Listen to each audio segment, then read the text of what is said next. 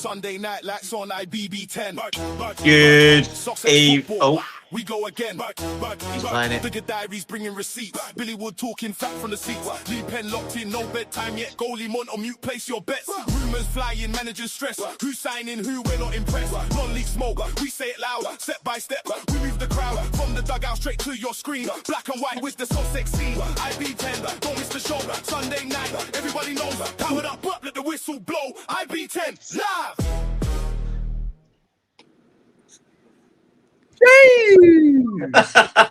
Okay, intro done. Right, where do we start? Well, it is full gang tonight, except Monty. I have given him the night off because he had to come on mute last Sunday and it took it out of him, poor Mont. So he's needed the night off. But I am joined back by Mr. McCaffrey and Mr. Wood. Gentlemen, how are we? Go on, Mike. Go on. Do you want the honest answer or the professional answer? Mate, Honest. you know the show, honest. All right, the honest answer is I've gone back to bed 3 times today. I finished up at about 5:30. Went through after that incredible night last night. Then afterwards, checked on the opposition. Who are we facing in the next round? The Argy Bargies. It is yesterday. Had the pleasure of being at the Dave Q Cup, which was at Pagham. Got to see Worthing Academy play Pagham. Got to see Arundel play Chai B. Talk about that in a bit. Great day. Thanks to Pagham for letting us come. And I've had to transfer today the Cruzy Campo for the El Monster del Arello. Wow. Another one from Spain. Okay? Backing that up with the water. Now, if we carry on later, I've got a few lady drinks and the old pina coladas. Let's see if we can get through there. But yeah, I'm great. I'm rearing to go. Best League podcast 2026. The champs are in the building. Oh, yes. Do you know, I still can't believe that, but we'll talk about that a bit more in a minute now. Billy and Mike are back, but we have to go down to Billy is a wanker Wood, as was called out Saturday. Bill, tell us about it, mate. Great fun at home. Look, honestly, it's so fun. Like all that sort of stuff. I love all that pantomime. With so my week. Good week. I had a sad Friday though. Unfortunately, a friend of mine gonna completely kill the vibe here, but killed himself actually. So I had his funeral. On Friday. 40 years of age. Absolutely horror. Like the thought is horrifying. But the positive of the moment was just seeing those people I hadn't seen for ages. We played at St Leonard's together, so a lot of the old St Leonard's boys from like the early noughties got together, which was great to see. But yeah, horrible. However, Saturday was fun. So I went to Haywards Heath, friendly game, Hastings United, Haywards Heath. We took like 22, 23 lads down there. It was a real mixed bag of trialists, kids, and a few established players. It was really about minutes. I don't think there was any consistency or any cohesion across the game. Rather than with Kev's side, they looked up for it. They looked thrilled. They looked like they've got their plan in place. Like Kev's a fantastic coach, and it will just be a continuation, right? So he's got this continuation on the go. So their rotations that they're probably used to, how the lads play was in full effect, and I thought they were fantastic yesterday. Going back to the Billy Wood is a wanker thing. No, honestly though, like I love all that because if we can come on this podcast, right, and be on, like, and we are honest about our feelings, and we always say we're never always right, but yes, I did say they bottled it, and that's my opinion, right? That's my opinion, and that's how I felt. But I had a good chat with the chairman yesterday. Obviously, I know Steve really, really well, so caught up with the chairman. Good guy. Yeah. We, the crowd are giving it what they want, but we had a good catch up about other things that are going on at the club, other work they're doing. what they want to do on the pitch, not footballing wise, but on the pitch. It's an exciting time for Hayward Heath, and it's always hard to go again. And they know that they're not under any illusions. They don't think they're going to steamroll the league, which is a real nice. What's the word? It's a bit, maybe a bit of humility that's probably going to help them this year, I reckon. Do you reckon the pressure's been took off them now with teams dropping down? I think with the budgets that are going around, I think what Hayward Heath has always been, everyone here, Hayward Heath here with budget. So there's always been that expectation to win it. I've already tipped another team to win it, and even that team ain't got the craziest budget, but they got a good budget, right? An exciting budget. Top end of that table. So I think there's just more players in the sense of teams being able to compete at the top end now. So that's going to be tough for them. But I thought they were very good yesterday. Goldie up top, what's a player, man? I just every time I watch him play, I always think that. Every time I'm like, Mark He's Dawson, a hell of a player, mate. Every time and then but yeah, they did chant, but he was a wanker. They did chant, stick that on your podcast. So we've stuck it on our podcast. We have. It is what it is. But look, it was all in jest, all good fun. I had a good chat with a few of them after, like in between. They come around.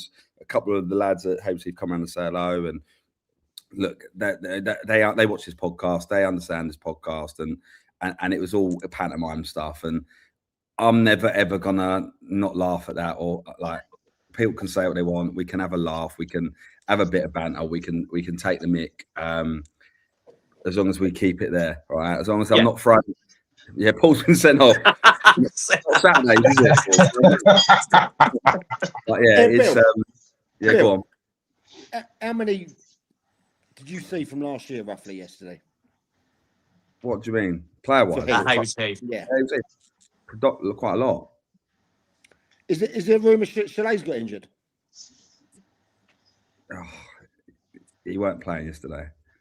I don't know if I can say what I can say, but he weren't playing yesterday. So I'm not going to say. Okay, but no. They had this lad came on second half, left wing, young lad, big, tall, strong. I think he's going to be some player. Ryan Warwick was trying to pull strings first half, and I think he'd be really, really, really big for them next year as well. But you know, like they got leaders, you know, Jack Barnes and people like that. They got Barnes is a hell of a player, mate.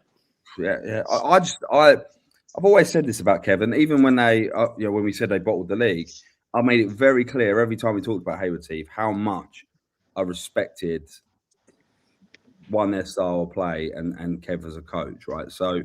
I really like Kev. I do. That always stands tall, and I think they do all right. I don't know if they're going to win the league this year. They didn't play against a very. If Hastings United had 11 players, and I could give names of 9 of them now that would start a game all in one half, I would say probably it wouldn't have been like it was yesterday. But it was very much 11 and 11. And a really spread out 11 and 11. It weren't like the kids came on second half for the last 30 minutes or anything like that. There was trialists starting.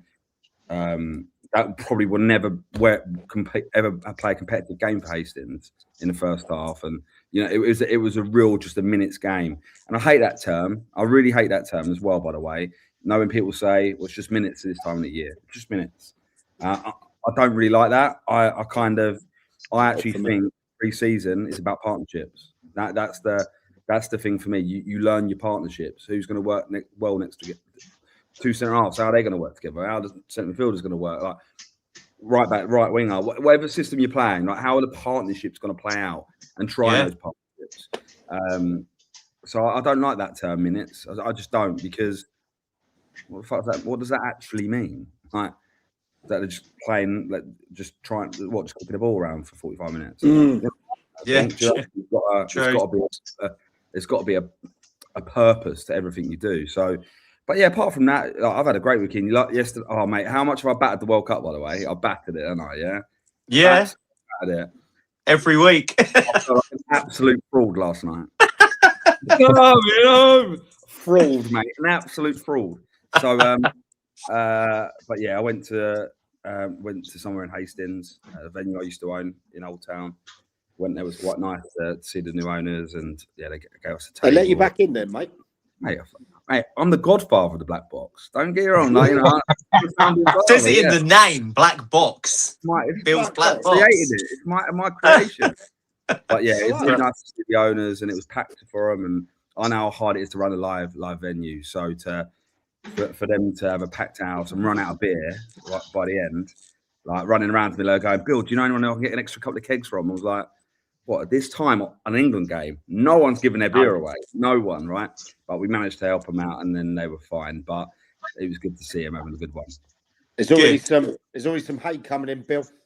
Well, we'll have a look at that. We'll have a look at that hate in a minute. He reckons you got a bit easy on Hastings yesterday, mate. Who? Someone from Hayward Heath. Well, one of the fans. Oh, yeah, what we say? We were crap. No, no. I think the words were you were wank. Wow. We weren't wank. It just I couldn't. If I was honest, I couldn't piece together what the team would be based on either half. So I didn't have a striker. It's all about the banter, mate. You know, didn't even have a striker. One striker. Don't help, is it? Do you need me to don my boots? No, I'm thinking you as a 9 with Lee Penn just tucked in alongside him. But what wants Lee Penn making them third man runs? Those third man runs to Brighton Electricity. That's what he wants to do. Hey, look, the page is still open on that one. But we have also. Just sorry, Wisey. Just before we do get to Wisey, just to say, so looking on Twitter the other day, and I get tagged in something, mentioned by Mike for the new kit man job at Haywards Heath. You're not going, are you? No, I'm not. Thanks for that, mate. You'll be good for that. Don't start this, Bill. Bill, don't good start man. this. You know what? Look what happened last time. He threw a strop and he was off. Oh, yeah, I had good reason for that, but that's done now. That was last season. We get a bit of pen and paper around right now. No, we're not going to talk about it. It's done. But yes, to my bottom left, for some reason, he's decided to join us again for a second week, and I don't know why. But Mr. Paul Wise, how are we? Yeah, very, very good. Very good. And how has your weekend been? Yeah, it's all right. I watched. I had a barbecue Saturday, so Seaford kicked off at 2. So I was local. They played Eastbourne Town. Went down and watched the first half of that. The pitch wasn't a pitch, but it was all right. Seaford had probably 6 or 7 on holiday. Lots of youngsters, and I'll tell you what, there's a couple of gems there.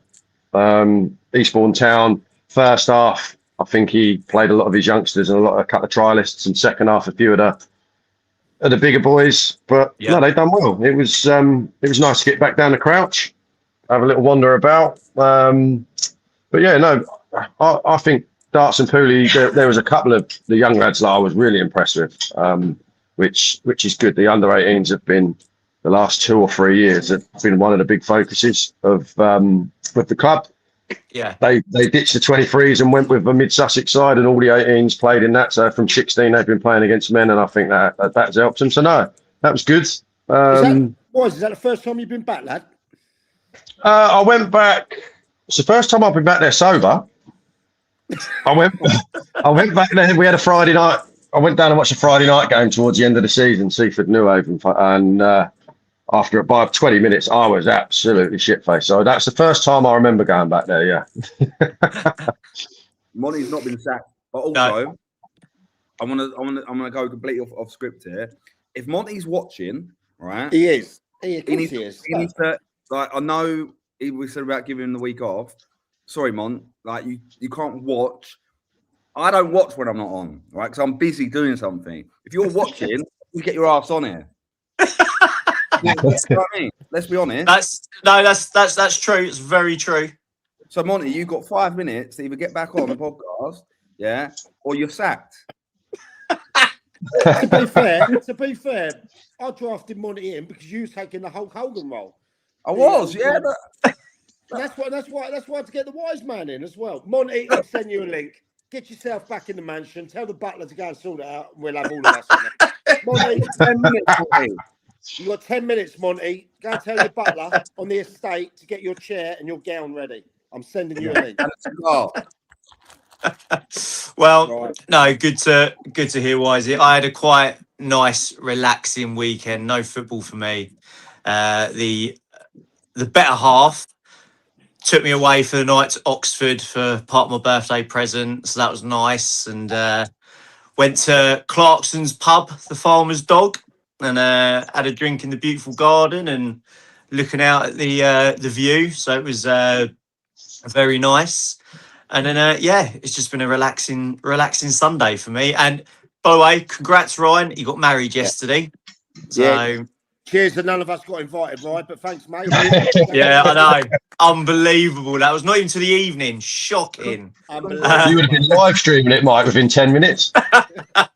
Wait, hold on a minute. Did you not all say congrats? I'm going to put it right. Ryan, commiseration, son. But I'm the only one here that's happily married, aren't I, lads? I know. Yeah, I did 4 years and got divorced. So yeah, you are. I 24 did 6 years, months. lads. I did 6 months. But this is a divorce. This is a divorce. Is that what you did? Yeah. look, I was 11 years, me, mate. You get more time inside for a tweet these days. I was with my ex-wife for like 12 years. Oh, Yeah. But, Right. Let's get down to the important stuff. And Sorry, so I have to break there, mate. Break Oh. there because Hayward Heath just turned down your application for kit manager, mate. I've got an official Oh, notification. mate. do you know what? I don't need him. I'm 2,500 away from 10k subs. So do you know what? Don't need it. Don't need it. By the end of this season, mate, we will get you a He's role got- in football outside of this. All right? he's getting as unappointable as me. Yeah. To be fair, and I'm definitely not getting a job. And why is it just we are the most unemployable lot going? Fuck me. Oh, yeah. And Yeah. Monty's just been kicked out of Roffey as well. Do you know what I mean? He has. He has. This is the graveyard. Yeah, this is it. Graveyard. Welcome to the There great. ain't a manager in Sussex, chairman in Sussex that's giving me a job anytime soon.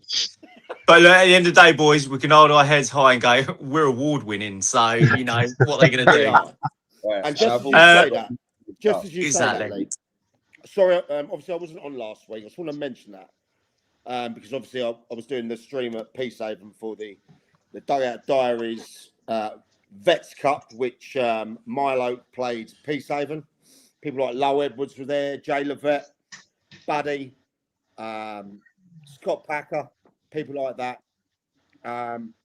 So yeah, but I wanted to say thank you once again to everyone. I know you put on your little cheesy message. I want to say thank you to everyone who voted. It is incredible that in under 30 shows, which started off as a bit of a joke between me, Lee, and Bill. Yeah. Well, it all started with us saying who wants to jump on and have a chat with us, and Billy was like, "I'll do it." And then that was in January this year. No. Was it And January? then Yeah, January, yeah. mate. And by May, we were nominated for Best League Podcast. January the 9th, I believe. We did not expect to win it. However, the community, I've got to take this off now, mate. I'll tell you. It's roasting under. That's on some this haircut, trip. by the way, Mike. Is that a new trend? Mate, I've gone proper, Bobby Charlton back in the day. Look at that. I've lacquered it all up and that. Right, there's nothing wrong with that, boys, by the way. Well, I suppose, yeah, to be fair, Wisely, yours is looking yourself, mate. I would say wisely to get Hulk Hogan. Oi, If you- yeah, Do you know what? I done November a few years ago, and I proper bleached it, No. prop line. So you know, we that can be arranged, no problem. I'll get to that in a bit, Jimbo. Yeah. But yeah, I just wanted to say thank you to everyone. You lot went into overdrive. We sent it out. You lot sent it. You gaffers out there, you players, your chairman, you know, your former kit men, people like that. Yeah, you sent it out and you got voting for us. And by the way, allegedly, we won by a ridiculous amount. Okay, so boom. Add that to our other show in the brand, SNF, that come third as well. 1 and 3. Boom. So, but we don't sit on our laurels. We go again.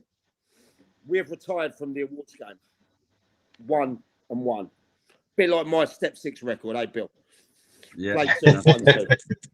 But anyway, lads. Like, on a serious note, on that, I just want to like talk about the award thing, right? Because I didn't really give a fuck about it, if I'm honest. Like, but when it got announced, remember when it got announced?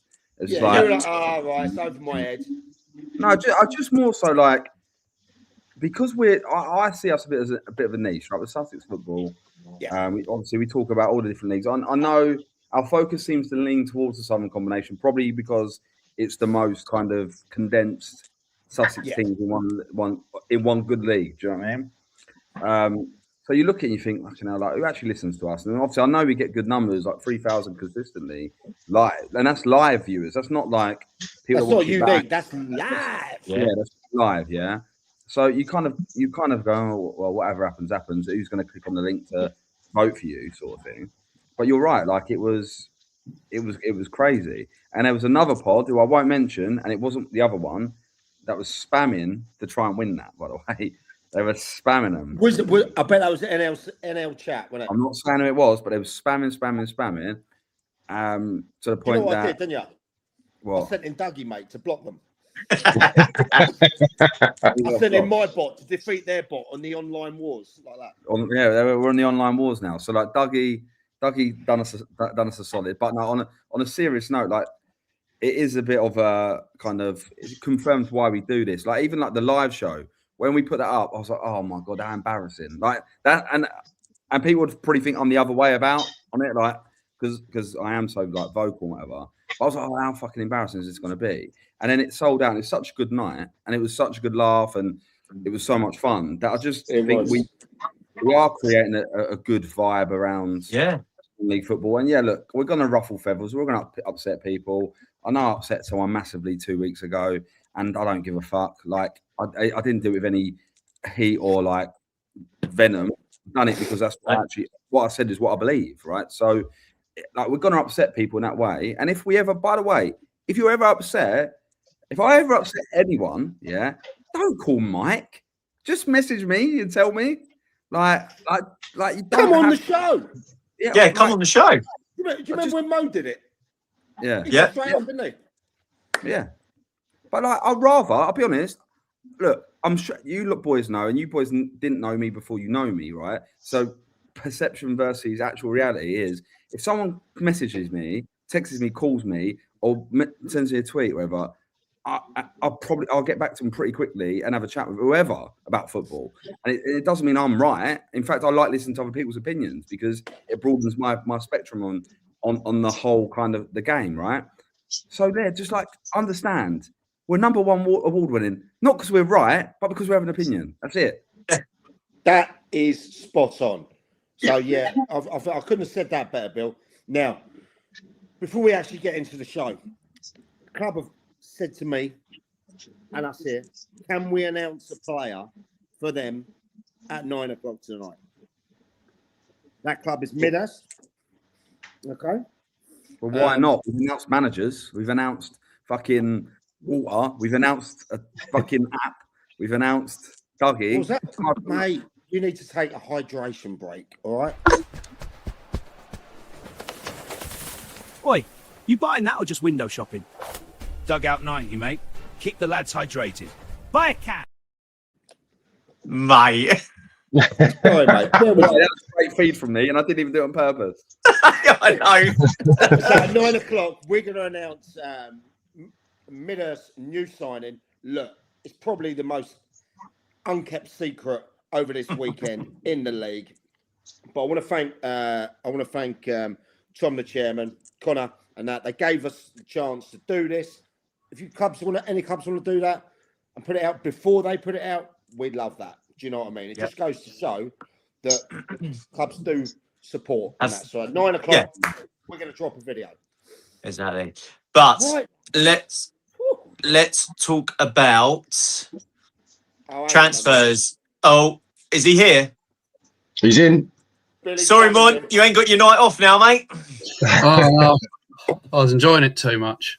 Come on, I can't have that. Like personally, I know I'm now just a part-time warrior, but I can't have. I can't have you having a night off watching us. It feels a little bit cuckoldy, like doing that. Do you know what I mean? Like he's just watching me play around. Can't do that, son. I was hoping I could just slag you off a little bit. He was in the Haywards Heath crowd yesterday. I thought it might be. What I saw a Mike at the back. There was a really actually, Mike. I met one of your family members yesterday. Oh, what, Dean? My cousin. Dean. Yeah. He's about 7 foot tall, isn't he? He's huge. You can't miss him. Yeah, we had a really good chat actually. Yeah. No. So No, now Mont is. Let's get on with the show. Now Mont is in the room. One that was put in the group chat today, and I did ask if it was common knowledge, and it is, and that was Noel Fisher going to Lewis. Well, I'll have a little perk on this if that's all right. Yeah, go for it, mate. First and foremost, I've been critical of Lewis over the last couple of years. Okay. Rightly or wrongly, but as again, it is opinions. Signing Noel Fisher, for me, is a statement that they needed to make. I have a lot of respect for Noel. Got to know him when we went away for a few days in Guernsey, and his brother as well, his twin brother, Leon. Noel is a fantastic player. I rated him as probably in the top 3 last year. Okay, he was always destined to go higher. To be fair, Horsham and Liam kept him there, and if things didn't work out, he probably would have gone back to Horsham. Do you know what I mean? I don't think that kid goes for money. I think he wants to progress, and I think Lewis is a fantastic player there. Really has. I just hope now he kicks on in maybe some surroundings. I think, didn't he work with Dave previously? Yeah. And he's been through his college program as well. Right, there you go then. So he's got some familiar surroundings to help him go through. I hope it's a real success. That's my piece on it. I love the lad. I hope he does really, really well. Yeah, absolutely. Gents, any other shock moves we heard from this week or the weekend, or any big transfers going about? So there's only like 3 or 4 clubs. I'm talking in like county league that are really vocal. A lot of them are keeping them quiet, aren't they? I mean, you go on full time and you can have a look, but I know of a few, but clubs ain't announced it, so I ain't gonna mention them just yet. I imagine they get announced soon, but it seems to be only the sort of like same 4 or 5 clubs that are posting, and a lot of clubs going about their business quite quietly. I can compliment that as well, Wisey. Right, so like I went down the I was at the Dave Q Cup yesterday, and we're at the Lions Den, Pagham, and I went and saw my pal Lemmy Ewan. He was down there with Reese as well, his new assistant down there. And I sat down in the changing rooms before anyone got there and said, Lemmy, who you signing? Who you keeping? Tell me the story, because I'm not hearing nothing. And do you know what he told me? No, because you'll reveal it on the show. He doesn't even tell, and this is true, because I sat down with the Pagan boys yesterday, and I'll go for a bit of that later. He doesn't even tell them until it's signed on the dotted line. Yeah. Okay. And that's some shrewd stuff. That is. I'll go more into the Dave Q Cups later on in the show, but some clubs do the business out on there, and some want to go under the radar. Yeah. So, Bill, just drifting a little bit away from that. What's going on with Sonny Walsh about not announcing players till they're signed on a dotted line? Was he signed? No, he was signed. Yeah, he was signed. So I'll give everyone a scoop on that. Actually, that's a good one. Long story short, Sonny came in. He was really excited about, in his words, testing himself at a big club. That was the boys' words. No one else's. All right.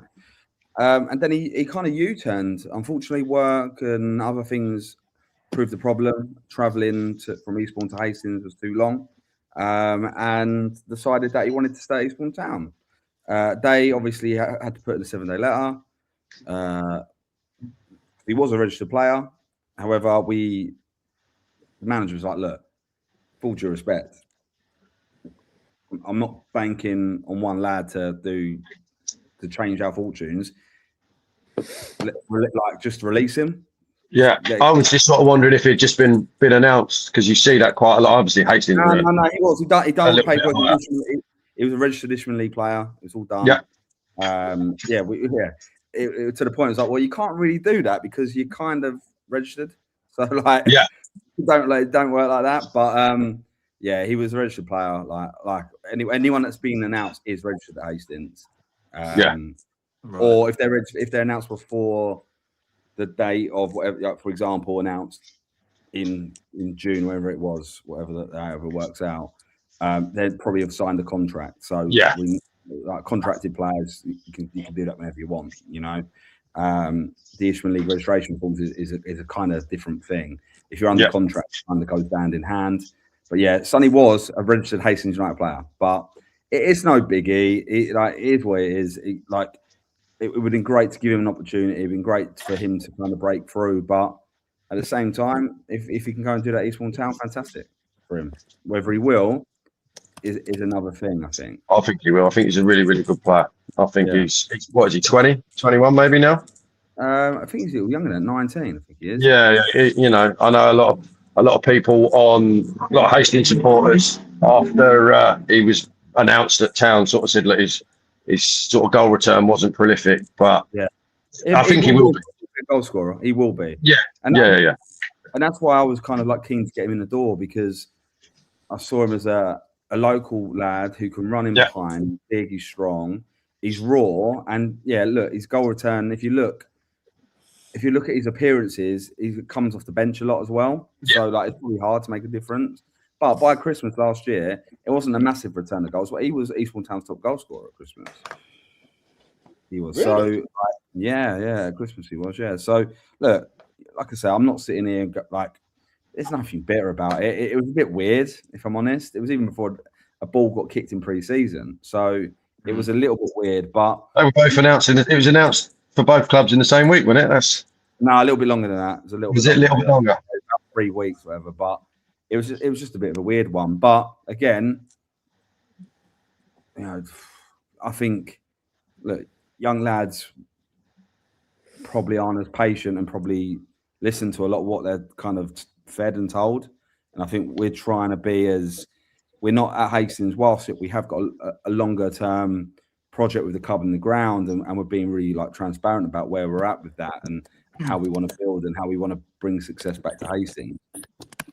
They've got to fit in with what the manager wants. It's not about me going out and recruiting. I'm not the recruitment officer. I'm there to aid the manager. And if there's players that we can bring in the door that the manager wants, we will. And if there's players that the manager wants to bring in the door that he wants, he will. You know. And if there's players that they don't want, they won't get picked, right? But it's my job to kind of allow Ronnie and his team to have as many options, and whether they sign or not, it's kind of really down to them, right? It's down to them. All we can do is kind of line things up to be kind of fucking it for a home run, and some have, like we talk about Sonny Walter, a couple of lads that we brought in that really excited about. Obviously, Sam King. I think Sam King's going to be a real big player for Hastings United. Max Walsh for another year, having him around. Finn Chapman's come back really exciting. Also, a young lad is really kind of showing his maturity. He played first half yesterday, and Stefanus has called. Steph, you do not do a podcast on Sunday, right? Let's get back in goal, mate. Steph, come on, mate.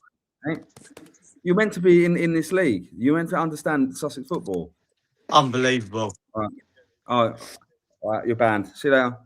So, is he on the black box list, mate? How many times has he done that on this pod? It's shocking, mate. It's shocking how many times he does that. I'll tell you, we'll just have to get him on for one show, mate. and Yeah, then just no, keep no, him you won't out. understand what he said. But yeah, look, with Hastings, I think the most exciting thing, because the fans are getting really wound up. That there's not been. Now Ronnie Dolan's called. The fans are getting really wound up with things, and I think you've got to let Ronnie and the team deliver what they need to deliver, right? And it's going to be a long pre-season. We've still got another 4 weeks before the season kicks off. It'll be absolutely fine. It'll be fine. And I'm really excited about what Ronnie, Sam, and Trevor are starting to deliver. Good. Positive things. I'll be watching your boys on the 18th. I'll be at Lewis watching that game. Right. Let's get the big result out the way, and that is that Mike grab the hat, and that is England last night doing the business against Norway. Of course, like England, it took them 2 extra time to do it, but we did it. Semi-final against, which I say is going to be a very tough game, Argentina. Monty, what did you think about last night, and what do you think of our chances? Minimal in terms of actually winning the World Cup. I think you look at.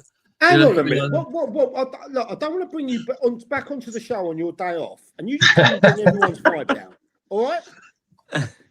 No, I'm not going to come on and say we're going to win it like 5-0. You've had a great season last year, right? You've had a great season. Your first debut season doing all this.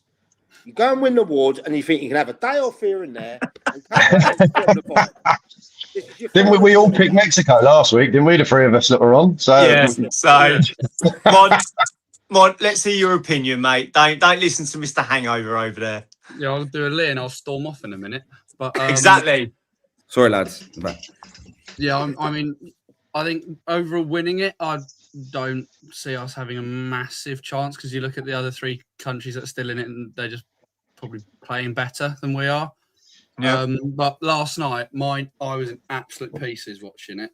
My heart rate was unbelievably high. It was. How many were you entertaining last night at the estate? There's only 2 of us. There's only 2 at the estate. Was it just you and the rest were at the game? They flew out, I heard. They wish. No, we couldn't have lots of people around. It was just too stressful.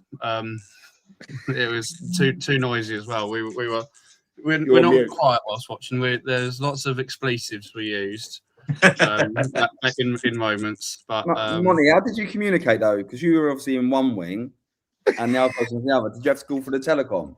Walkie-talkies. We got walkie-talkies, so I can communicate. But, Jeez. Yeah, it's just. Jeez, what did you think of that Bellingham goal? Oh yes, Mr. Mont, I'll be there very soon. Sorry, Monty. No, but Mike, obviously you called me. Well, I called you before, and then you called me after the game. What did you think, mate? Two different phone calls. That one, wasn't it? They were very different. And the other one you couldn't probably. Yeah. Yeah. Come home. It was that. We had a great time. We had a party at the crib, and obviously I'd spent all day out at Pagham, and then come back. Yeah, there was a lot of Cruzy Campo flying around. There was a lot of this, these little whiskies and Glenmorangis flying around and stuff like that. For me, I didn't think we played great. Okay, I think if that lad squares it to Haaland, we're out. We're done. Yes. Yeah. Is that one of the worst decisions of his life? You know what I mean? No. I thought there was a foul on Kane before the goal. No, it wasn't foul. No, not a chance. I don't think so. That's like Jed Spence trying to get a penalty last night. You're gonna leave? You're gonna leave? I'm not leaving. I'm leaving anyway. But look, I do think that Jude Bellingham is having the tournament of his life. He got 6 goals in there. Yeah. Also, his reaction afterwards, Do you see that reaction in the I don't film? know. I don't know if I like that myself. Whatever. He's got a little bit about the dog in him, hasn't he? Do you know what I mean? But Mike, like, But I like it. Yeah, but it's typical British media, right? Trying to Yeah. We just got into semi-final, right? Gaffer's not overly happy. Like, we've not played well. But then they ask him about, is it a mentality thing? He's like, you having a laugh? Oh, by the way, I love that. The way Tuchel just absolutely crushed him. Unreal. He is the most English German ever. Mentality. That, like, we played bad. That's mentality. Like, the fact that we didn't play well, still got through. And then they had the nerve to take Jude. We just spoke to Tuchel, and he thinks your mentality got you through that. Like, any faults? It was, Tuchel thought you played poorly. Like, the narrative from the media, bring it down.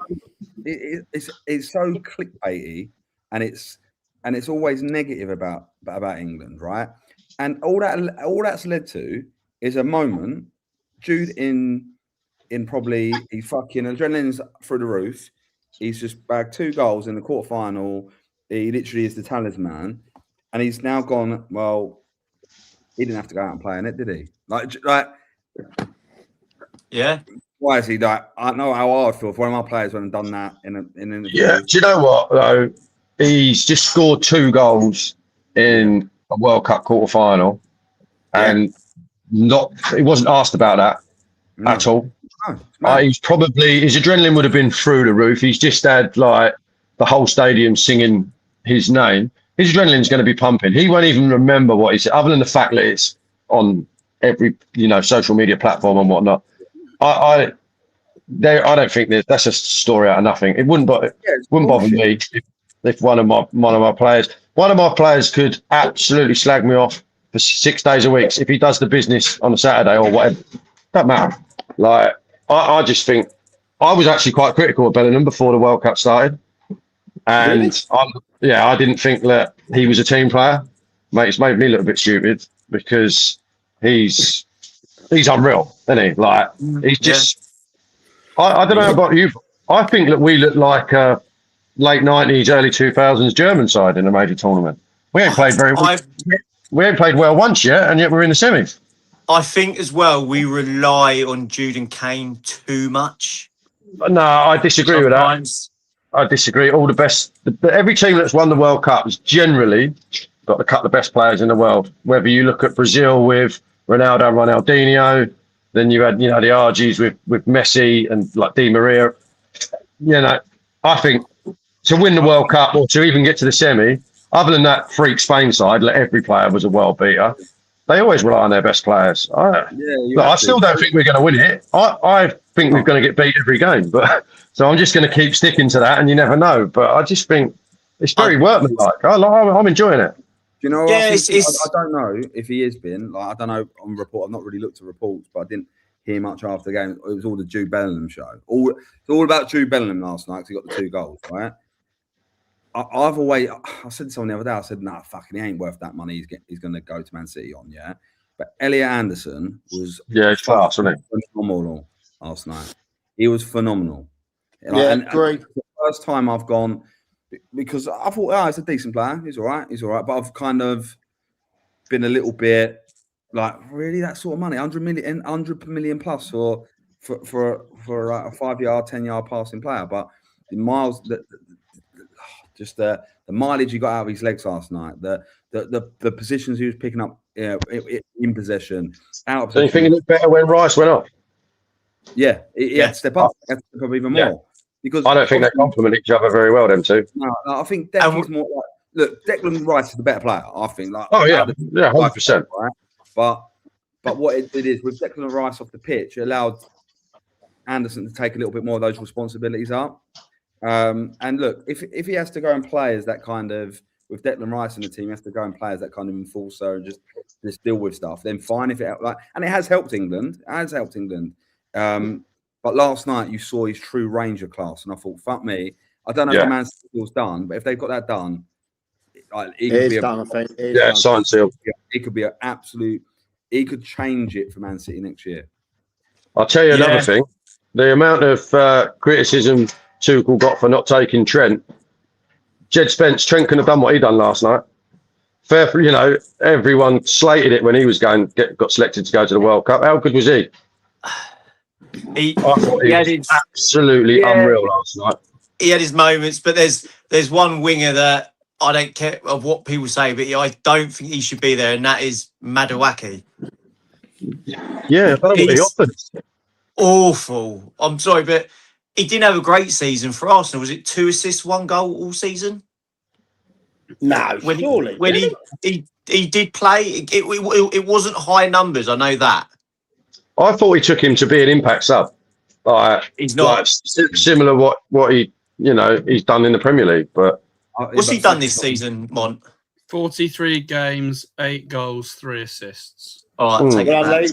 how many starts though? Well, Mate? I'll take it back. How many That's starts? why Kane had a bad season.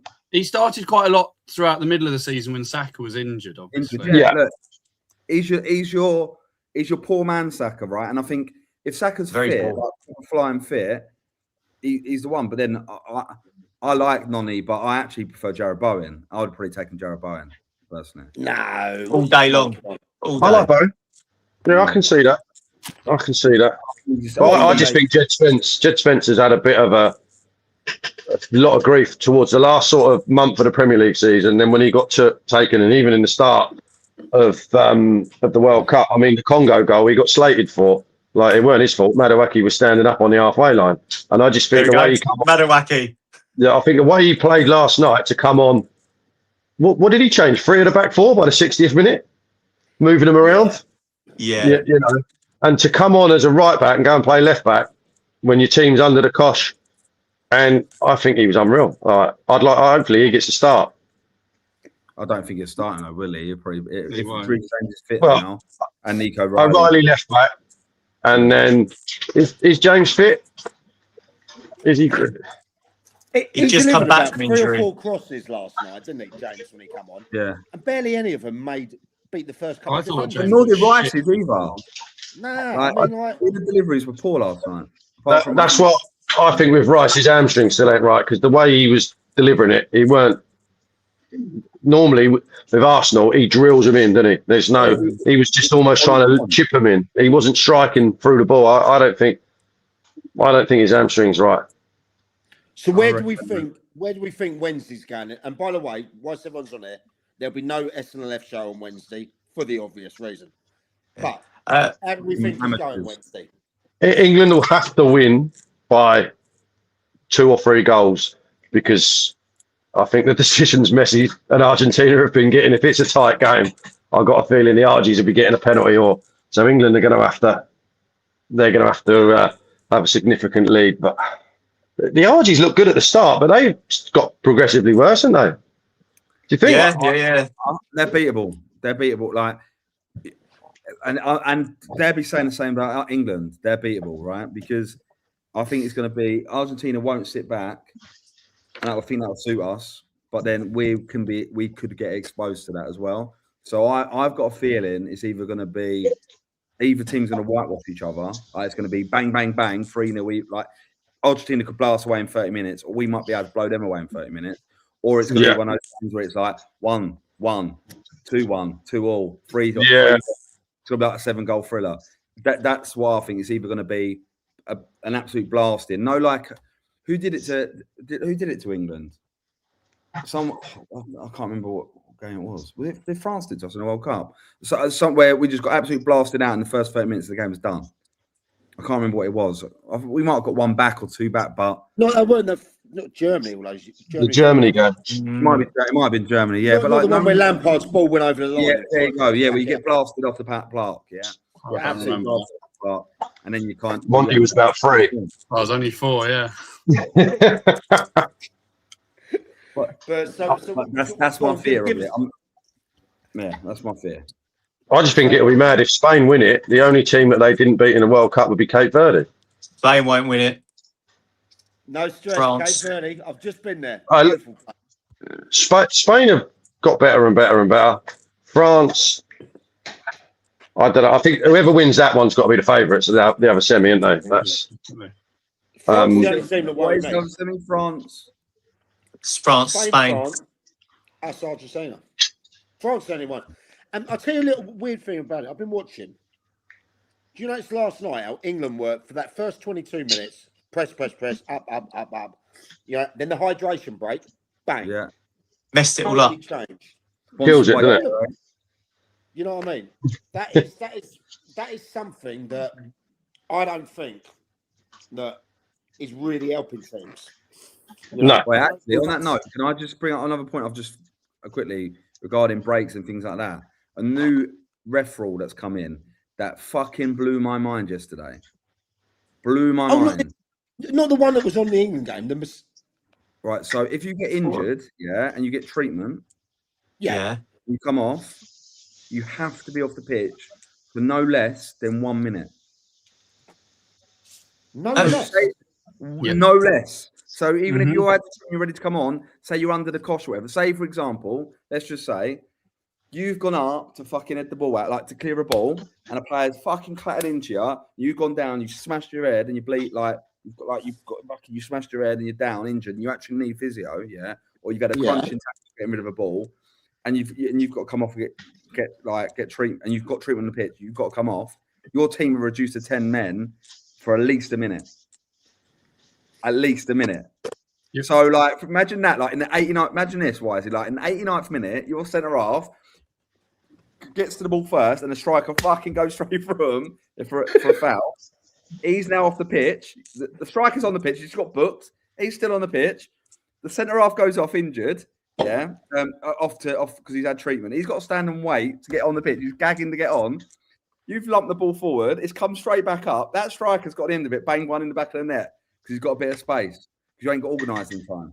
The thing is that they've had to do something about it, haven't they? Like, yeah, Aston Villa were the worst last season. Every single time Aston Villa were winning 1-0, every single tackle, their players down getting treatment, and then it's just off and back on. So I quite like it. The one that blew my mind was the VAR can change it from a corner to a goal kick, but not the other way around. Yeah, I know. Oh, right. What's that all about? Why? It takes exactly the same time to look at it. Yeah, but if you give a goal kick, it's not going to lead directly to a goal, though, is it? Because it's to prevent goals coming directly from an incorrect corner. Yeah, fair. That's it. I didn't think of it like that, Monty. But I just think that if you're gonna end up micromanaging every decision, you might as well do all of them. Do you know what I mean? But it does look very American, doesn't it? You know, you got in there. I've hated it. I just had Gaffer at Loxwood message. Also, the 5-second visible countdown for the throw-in and goal kicks. Yep. What a load of shit. Substituted players now only have 10 seconds to leave the pitch. I like that one. If they exceed this time, their replacement must wait a full 60 seconds before entering. I don't mind that. And more like these rules. American football rules. I'm telling you, August, September, they'll be in full force. Yeah, October, November, December, referees will get slack on the throws. They get slack on the substitution bollocks. They get slack on, and even the 8-second rule of goalkeepers. That's fucking. Some referees is 18 seconds. Yeah. You know what's coming, don't you? You know what's coming, don't you? The old basketball 24-second shot. Fucking timeouts. But no, like, what I love the best about on like County League and Isthmian and that is that the linos are told to not put their flag up straight away as if they're fucking waiting for VAR. Like, it doesn't make any sense to me. The amount of times that a player's been offside and he's like 50-50 in with the keeper and they could end up clattering each other and getting injured. But because the lino's why is he keeping his flag down? Like, I don't understand that. Like, that's the only thing. Are they going to expect all these like step 6, step 5, and even lower officials to implement all these new rules? Like, I don't get it. Is it 5 seconds or 10 seconds on goal kicks as well, by the way? Yeah. That's what Yeah. Because I bet yourself, so 5, 4, thinking, what the fuck? That's what I mean. There's got to be consistency then. Yeah. Yeah. Yeah. You know? But I'm telling you what, like the one thing I did laugh at yesterday, obviously drinks breaks are a thing in the heat. We've always had them in the last few years, yeah.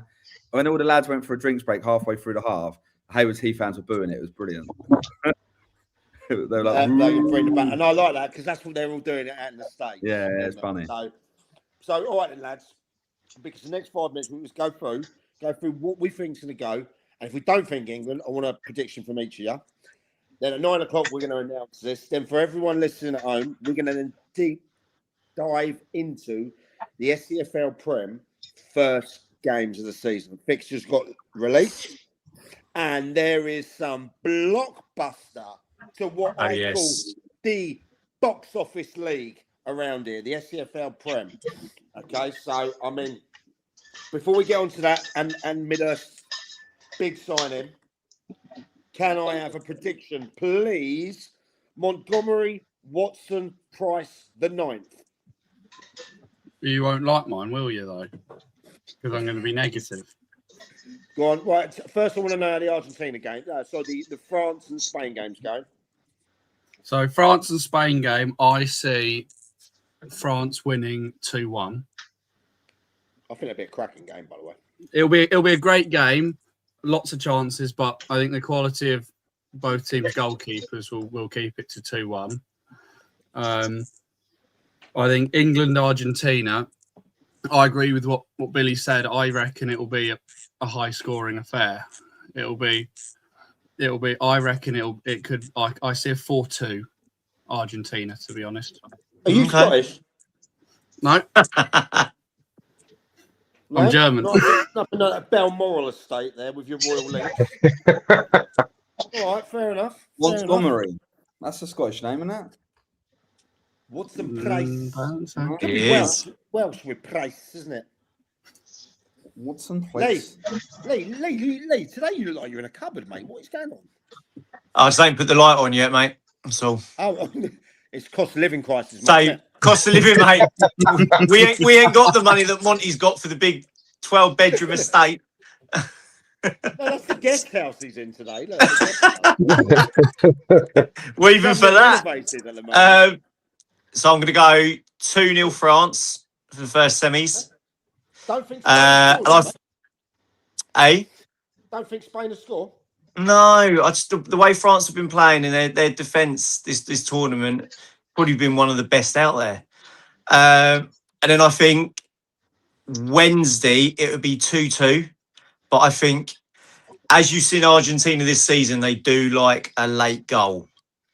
So I got if it's going to be 3-2 RGs and then France go and win it. Well, thankfully, your results and predictions and that have been absolutely piss poor this year anyway. So do you mean? Sorry, do you mean like that time when I predicted that Stenion would win the league by 6 points and they did? Ah, yeah. Sorry, I did, didn't I? I did announce that, right? Didn't I? Yeah. Sorry. God. On to the next person, please. Project Wood. Coming on. Spain, France. The fraud. Project Wood, because I don't like the World Cup. England, I think England, I'm going to be really bold. I think England will win 3-0 on Wednesday. Oh, that's big, mate. 3-0. That's big. Ow. 3-0. That's I like brave. that. I think they're going to leave gaps. I think we're going to expose them. I think Bellingham going to score early. We're going to score. I think there's going to be a period in the game.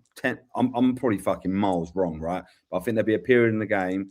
It'd be really, really early on, or it'd be just after the just as the second half kicks off.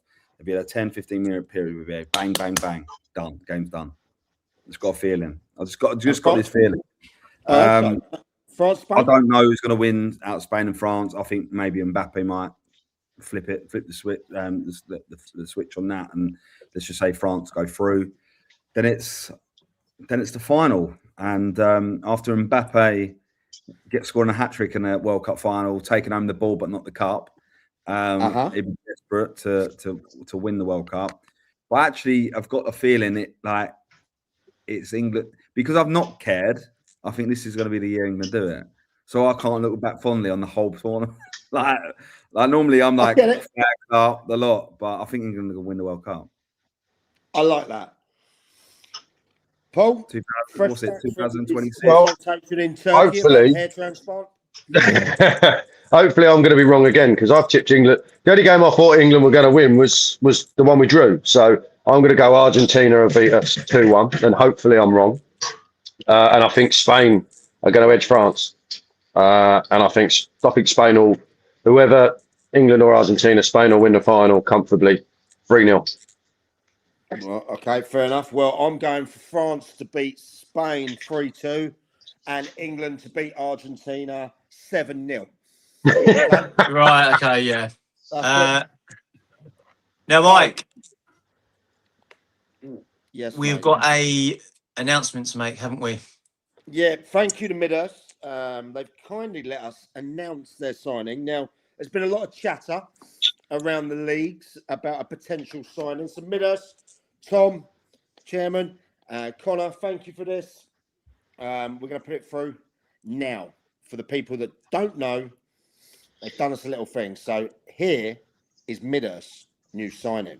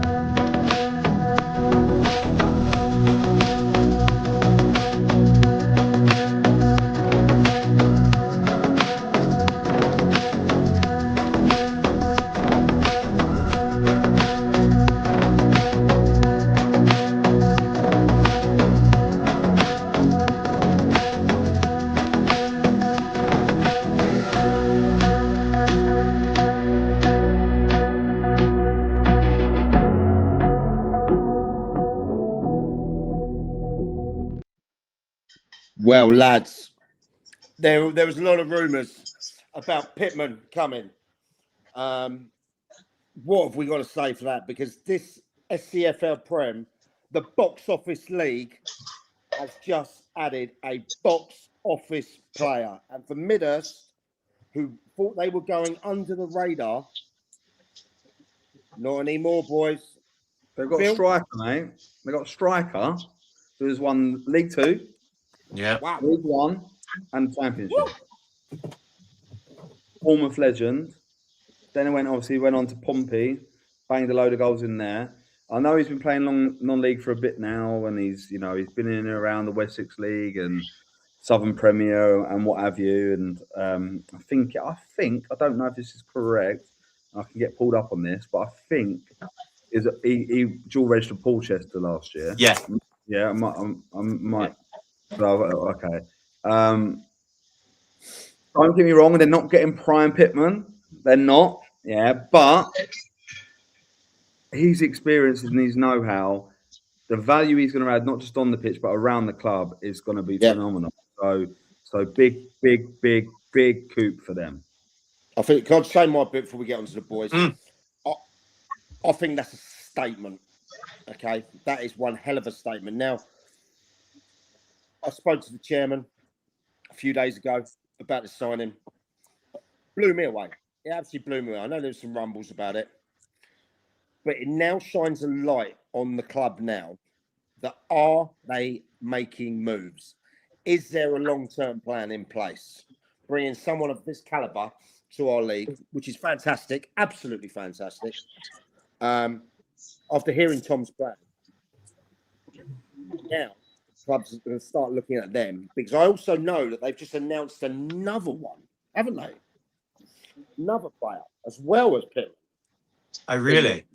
Yeah, we'll mention that in a second. But that club has got a clear, sustainable plan of action moving forward. I know that, and I think it's going to be exciting to see. I'm going to be down there for one of the for the FA Cup game as well. They've got the extra preliminary, so I'm going to go and see them then. Lads, what do you think about that for a signing? It's huge, isn't it? It's massive for the league, first and foremost. Yeah. It's not. It depends on. I don't know anything about how often he's going to be there. Is he going to train? Because it ain't just going to be on the Saturday or the Tuesday night game. If he's there training every week, he's going to raise the standards of training. Like it could be huge. Like, what is he, 38? I think so, yeah. Like, I 38. reckon he get 40 goals in there. He should do. He should do. Like, you know, there's a couple of players over the years that have played County Prem, that have been in their late 30s, early 40s, that have only ever played at that level. So, and they still look good. Do you know what I mean? Like, Rhodes's still doing the business, isn't he? They're still playing well at Lancing, you know. So, Brett Pittman should should get 30, 40 goals minimum. And that's just thrown Midhurst right into the mix. That's their gaffer there.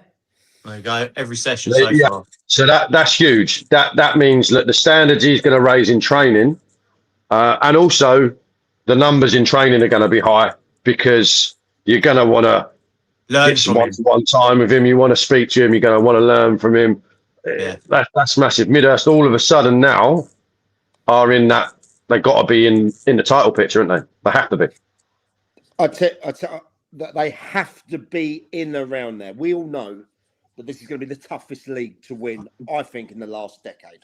Yeah. Good, yeah. With Grinstead coming down, Hassan's coming down, Eastbourne United starting to do bits, all the other teams in and around them that we've already spoken about, that we always speak about. He brings a dynamic to that team that we haven't seen in this league for quite a while in there. You know, it's going to be good for the neutrals as well to go and see him. Monty, what do you think?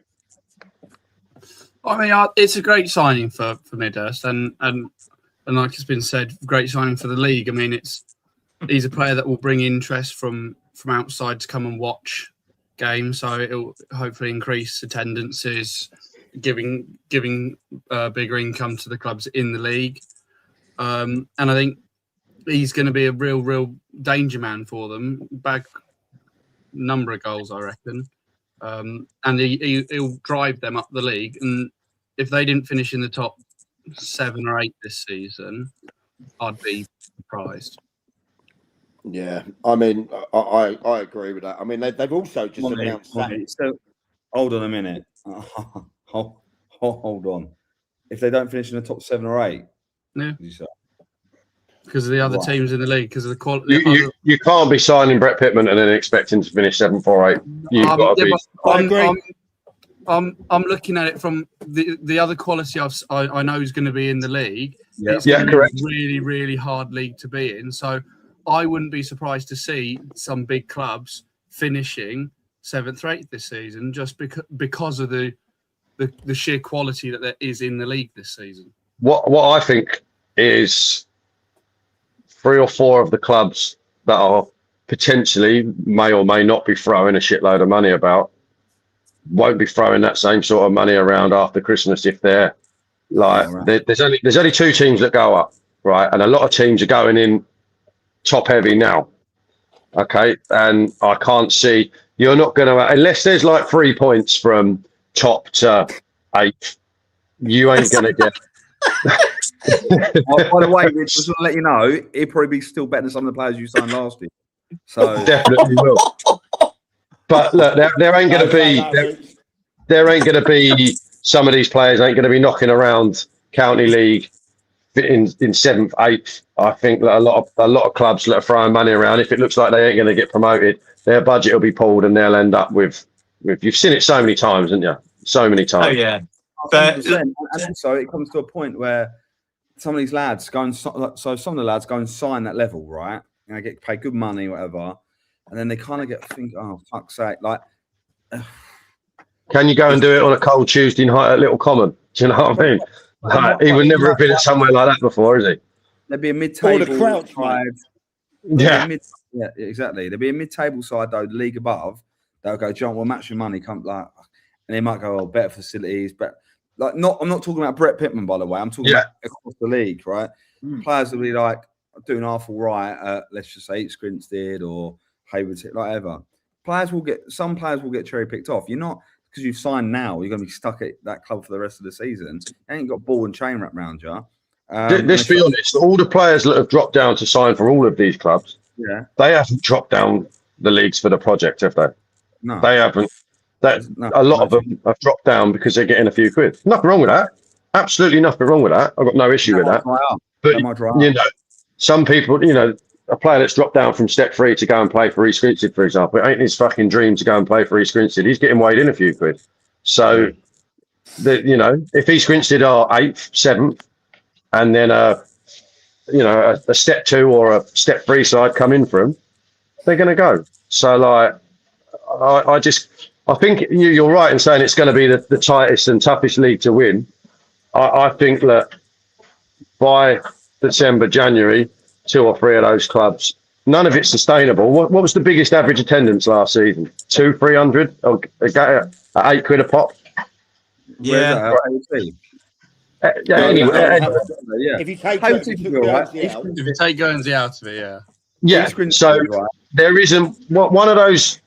We all know the teams that are throwing the money around. Not one of those is sustainable for a county prem club, is it? Do you know what I mean? The money ain't coming from the club; it's coming from, and it's great, you know, it's coming. But what I'm saying is the people that are throwing the money in are doing it to try and get their clubs up the league. Once their club ain't going to get promoted, that money's going to get pulled, and then till the following year. That's my opinion on it. So I don't think that it will be as tight as everyone's saying. I think that come Christmas, December, January, a couple of these clubs will start pulling it and going again next season. Well, I think to end that one there, I think it's exciting, really exciting for the league. It's exciting for the club. Absolutely. I think that brings that one to a conclusion. Good luck to Pittman joining Midhurst there. We're looking forward to seeing how that goes. Thanks to the club for letting us do that. Very, very good of you. Poor lads. One hell of a show. Because next we're going to get into the opening day fixtures of the SCFL. But lads, I'm part.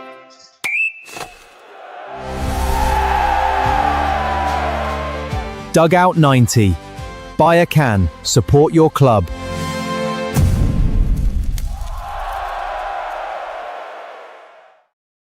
I just want to say as well, we have got now nearly 20 clubs that have signed up to support their clubs and their players with Dugout 90. So thank you to everyone that does that. Get in touch with me. We're going to do that. We're going to keep this initiative going. And we're going to be putting down in the show in a bit the clubs that are doing it. So, yeah, thank you to everyone. Whew, lads, what an opening hour. I mean, ridiculous amount of people watching as well. So thank you about that. But we had some news this week, didn't we? The opening fixtures of the Box Office League come out. Yeah. And we got some fixtures. So for everyone at home that doesn't know who got who, here they are. I mean, lads, who wants to go first about who's playing who? Because they are some crackers on there. I mean, you got to look. I mean, sort of the biggest one there for an opening day fixture is Haywards Heath East Grinstead. What a massive game to start the season, and I think that's the game that you and me, Mike, have picked to go to, haven't we? Opening day. I think we are there. We are certainly there for that one there, mate. Yeah. And I also think Lingfield Hassocks be quite a good little opener for them. Hassocks just comes down. Where are Lingfield playing this season? Where's their home ground this season? Whiteleaf. They're at Whiteleaf. So is that chances of that could be a Friday night? No. Whiteleaf aren't playing there this season. No. Of course they're not. Yeah. Okay. But the thing with Haywards Heath and Grinstead, they would both be expecting to go on a real good run at the start of the season. So at least one of them is dropping points early, which neither would be expecting. Yeah.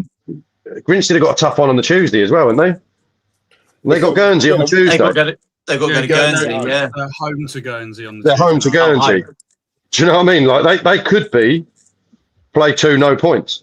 No, I think they're realistically, like you know, and some teams won't be expecting to drop that sort of points by Christmas. So that's obviously the big one for me.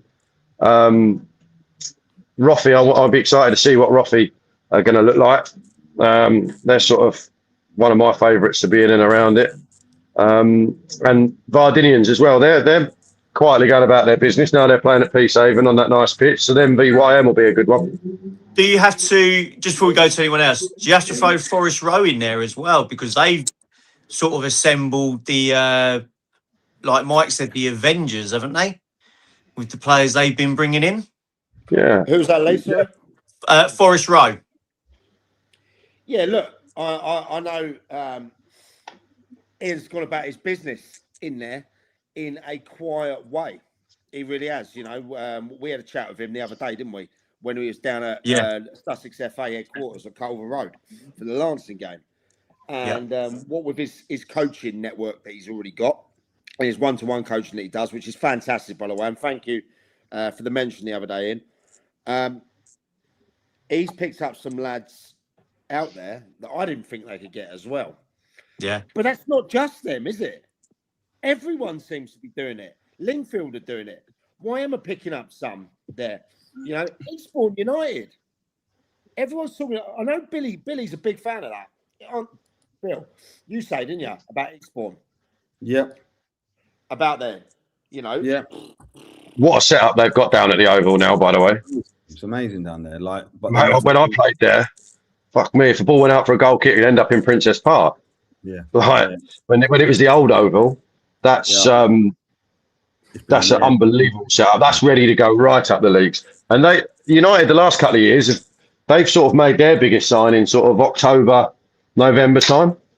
But they always seem to finish the season pretty strong, but not have the best of starts. And their squad, they've got a very, very tidy squad. They should have a say in it, definitely. Bill, what do you think, mate? Well, for opening week, I don't think we'll learn much from it, if I'm honest. I think first week of the season, we'll get a few upsets in there. Like Wisey said, Haywards Heath, neither of them would want to start on a loss. I reckon it'd probably end up a little bit more. I think that could end up in a draw. Horsham, Vardinians. I know Vardinians are playing on a better pitch this year. I think they might struggle again. I think Lancing will struggle again. I see it as really. I think the league's got the gaps make it bigger and bigger, like bigger and bigger. I can't see it being Mike. You pull up those fixtures again because I can't see it. I can't see past the 8 or 9 teams I've mentioned previously, but I'm going to go through a few quickly. Billingshurst, Bexhill, fuck knows. We'll see how Billingshurst adapt to. Just quickly on that, I'm pleased that Billingshurst are at home first game of the season. That's massive for them. Yeah, it'd be great. They're home in their second game as well. Yeah, nice. They're home to YM on the Tuesday night. Frenchy will make them fucking hard to beat. They'll be hard to beat, Billingshurst. Then it's going to be tough for them, but they are going to be a hard side to beat. I think Horsham, Vardinians. I think Horsham are going to find it really, really, really, really, really tough to go again. Even though I think they've got a fantastic management team. I think they're going to find it hard to go again like they did last year. And getting into that top 5 is going to be even tougher. But I expect them to beat Vardinians. Lingfield, Hassocks. That could be the one that Lingfield arrive on. Do you know what I mean? It could be a game that Lingfield set their attentions on. Hassocks are going to be one of the teams to beat this year. That could be one of them. Eastbourne United, simple for me. With the Eastbourne United one. Their setup's amazing. They've had a couple of false dawns. They've just got to start the season proper. Season proper. Yeah, you might be my mate, Charles, but I'm going to be honest, don't I? You know that. I'm worse with my friends than I are with my foes.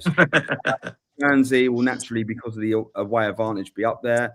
And I was actually talking to a player about it the other day, about the massive advantage that has over other teams. And we know Peacehaven went there and done a number on them, but I think their mindset going to Guernsey for that game is a lot different than what teams go to in the season. I think teams go there in the season really looking forward to the night out.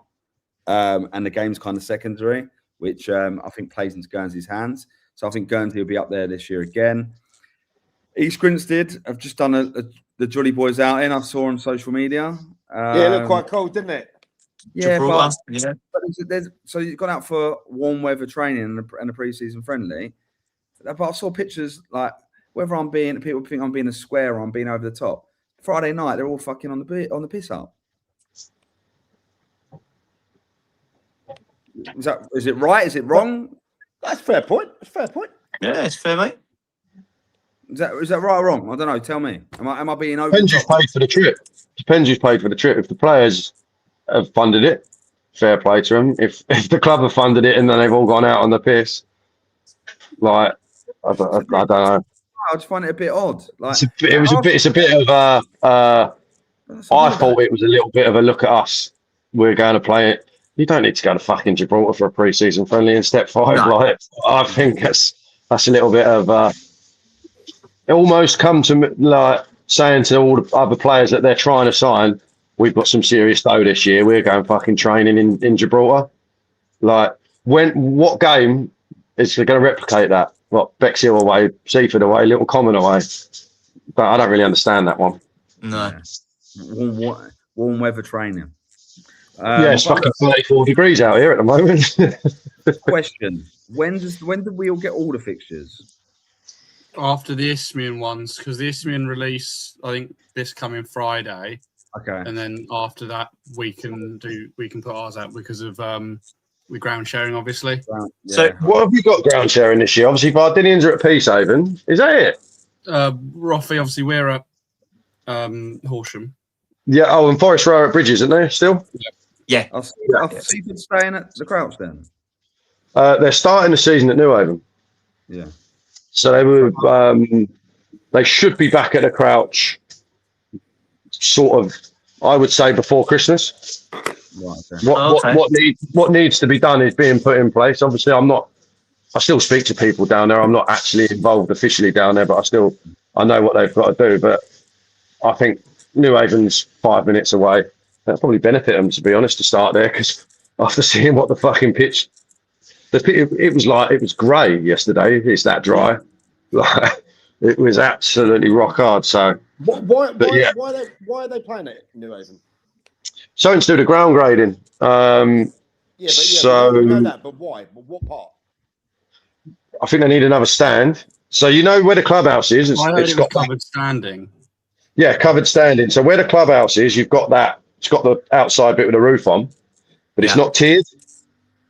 So it can't be classed as a stand until it's tiered. This is like from what I gather. So I think that their planning application is going in for a new stand, or they're going to tier behind that bit behind the clubhouse. The pitch had to be extended by, I think it was 30 centimetres, something ridiculous. So short pitch all season. Well, you get when you do the ground grading, it's for the following season, isn't it? So that's all done though. The sockets are in. I saw that yesterday. So, but you're talking that much. It was that much short.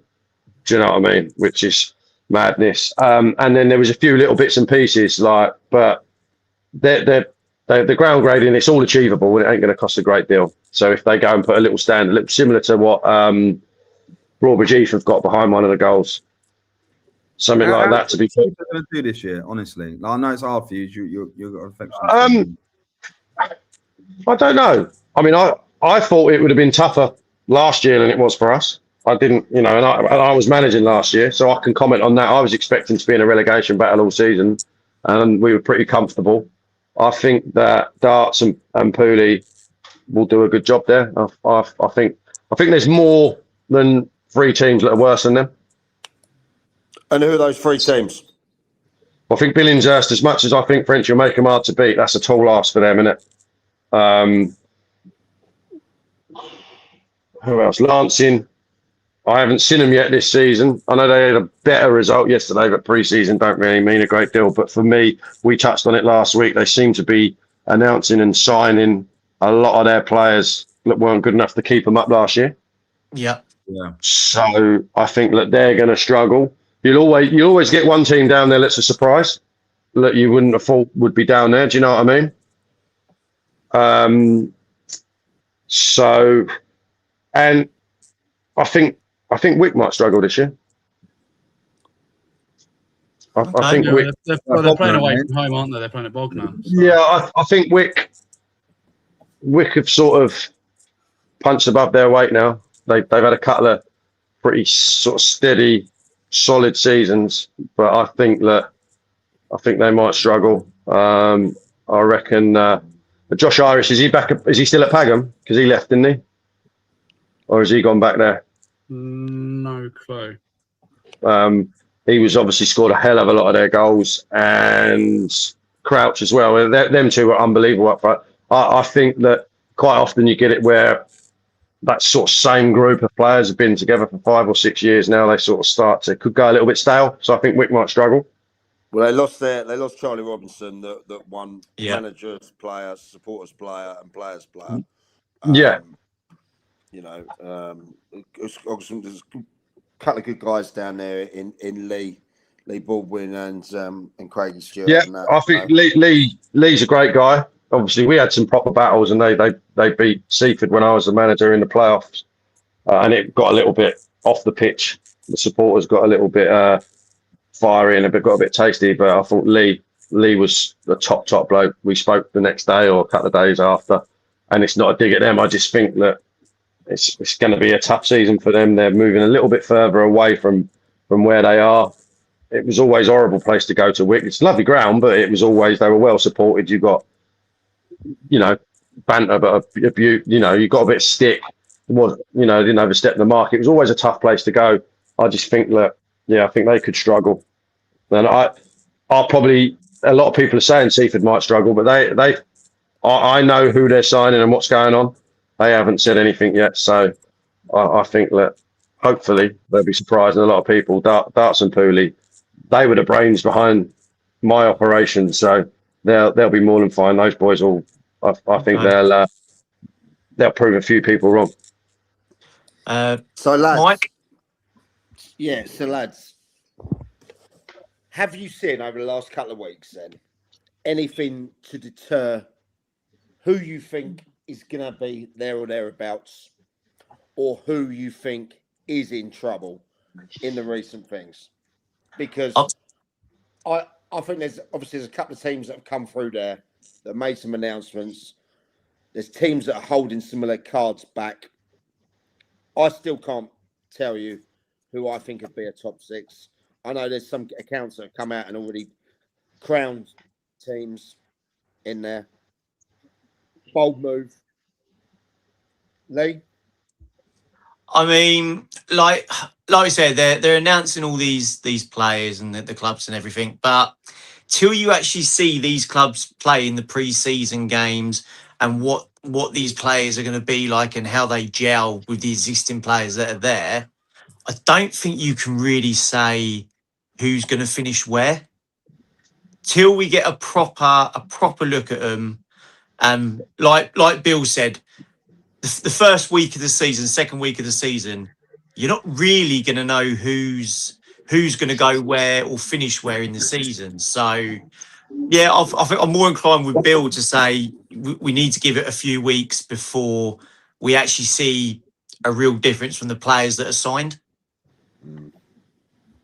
Monty, there's a lot of talk about your club. Yes, there is, but all positive at least, which is what we want. Obviously, we're doing a lot of stuff off the pitch. Obviously, now ground sharing at Horsham for the next 2 years. But in Napa, didn't you? Napa, Jack Mears as well, obviously announced the other day. Mears is a good signing. Very good sign. And obviously we played Saltdean yesterday in another good friendly, having played 2 step 3 sides already. So pre-season's going along well. So it's my first time being at Saltdean since they've refurbed it. Absolutely gorgeous. Unbelievable. What's the bar like? Bar is absolutely gorgeous. Upstairs, it's brilliant. So spacious, so roomy. It's so bright. It brings in the light so well. And I think it's the important stuff, Monty. What beer do they sell? Oh, I don't drink, so I couldn't tell you, unfortunately. We could have had an exclusive. But I mean, obviously, standing out on the balcony, great view of the pitch as well. A great way to watch the game. I mean, it's brilliant ground, and obviously, Lowell will hate me saying this, but they'll do well this season in Div 1. Good. I like that. I like that. And whilst you're saying that, and whilst you mentioned about bars and that, can I just put something? And whilst Gareth's up there, obviously I was at the Dave Q Cup yesterday, and I was there with Gareth Spinks. And if there's any clubs out there that want a little mobile coffee truck to come do on a match day where he can stream, get in contact with Gareth Spinks. Their AM Coffee. It's his own business. It was there, beautiful. Not just coffees and teas and that, but beautiful iced drinks as well. I had a lovely iced coffee yesterday and a nice latte. Get in contact. He doesn't charge. He does a profit share there, and he'll stream, and he'll put it all over the socials. And it's the only ones that we will help endorse there. So that's AM Coffee, Gareth Spinks. Go and find him. He's under the SNLF Food Guy on X. A great bit of banter, great lad, and he's trying to build something for his family there. So get in contact with him if you've got any events going on, and go from Gaz. Wow, lads, hour and a half, big numbers. World Cup, everyone's on that. I can't believe everyone's actually still watching. I know. And that. What else has been going on around us? Bill, what's been going on in your neck of the woods over on the east side? What, in the proper side of Sussex, you mean? What, on the east side? Where we're on the west side over here. You're west side, we're east side, mate. Proper Sussex. What's going on over here? What isn't going on over here? What are you hearing about? What are you hearing? You're over that way. I'm hearing a lot about Eastbourne United. I'm hearing a lot about Bexhill. You know, you always speak fondly about these clubs and the Commoners and that. What's going on with those lads? Little Common's been quite quiet. I think they'll be all right. They're the ones I think I said a couple of weeks ago. So I'm a bit concerned about they might go down this year, right? And I like Russell. I really, really like that football club, and since I've said that, they've been quite active in bringing some lads in. So we'll see what happens there actually. But I was a bit worried because obviously some lads were going to move on to pastures new. Obviously, Sammy Adams, 40 years of age, mate. He still runs. He can still run in midfield. But you took their best player. He's unreal, by the way. He didn't play for Hastings yesterday. He's assistant manager now, but he was getting up just in pace, right? But he's trained a couple of times, mate. I'm telling you, Sam is. I think he's like 20 odd games away from 700 games for Hastings. 700. Yeah. He's like a proper club legend. Wow. Club legend. And he's been at Little Common for a little while, hasn't he? He's had a couple of seasons there. Yeah. I gave him when he gets to 700. Can you get him on? Mate, he hates talking, so it'd be impossible, right? In football, he can talk. Away from it, this is like the idea of Sam's worst nightmare, right? But to the banter, though, isn't it? Yeah, but Sam, so I remember his 600th game. We gave him he had a testimonial against Tottenham. I had 1,500 people. Hang on, he's had a testimonial already, and he's now played over 10 games. Yeah, because he played over 10 seasons. Yeah, had a testimonial against Tottenham. Tottenham brought down a really good under 23 side. Actually, a couple of players ended up playing in the Europa League winning team and moved on to European clubs and stuff. So and it was a great day for him. But over here, so Bexhill seems to just have their players. Do you know what I mean? It's like loyal. It's like the same. Like for me, I look at it and you kind of go, I think Jay's doing a really good job there because replacing Lightly leaving, it proved that it's not for everyone because the manager that went in nearly got him relegated. Lighty comes back in, does well again, leaves, and it's like, oh no, what's going to happen here? But Jay managed to keep all the players and keep the identity a little bit, and he done really well last year. One of them's gone Peacehaven though, haven't they? Oh, did I see one of their players has gone to Peacehaven? They lose a few players. A couple of players. Yeah, Charlie Curran, has he gone Peacehaven? Charlie Curran's gone Peacehaven, yeah. Yeah, but Chonky's still there, and he's a club legend. Yeah, Charlie Curran's a lad that came through at Hastings, local Hastings boy. But I'm glad he's getting a shot at Ishmael League football because he's a proper character though. He's a funny boy. I think like they keep most of their lads there. They keep the spine of what it is, and I think Bexhill like I always would say they're shoe on for like mid-table finish, but a mid-table finish is gonna be even harder this year in that league. So I don't know about Bexhill. Westfield, I kind of said I think like be wary of them. I think they'll end up being one of the top dogs, but it all depends who else they bring through the door, because they might end up being a little light, but we'll see. That Rooney 25th of July, Bill. They got the Inter Legends game at Westfield. By the way, yeah, you going? Celebrity. I'm supposed to be, but I've got to tell Jack Stapley that you're I not. can't. Because listen, I've got a legitimate excuse. Legitimate.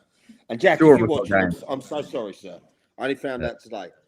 I've Right. got my daughter's gender fucking reveal. Yeah, you can't. Yeah, you can't go. So there's that. I mean,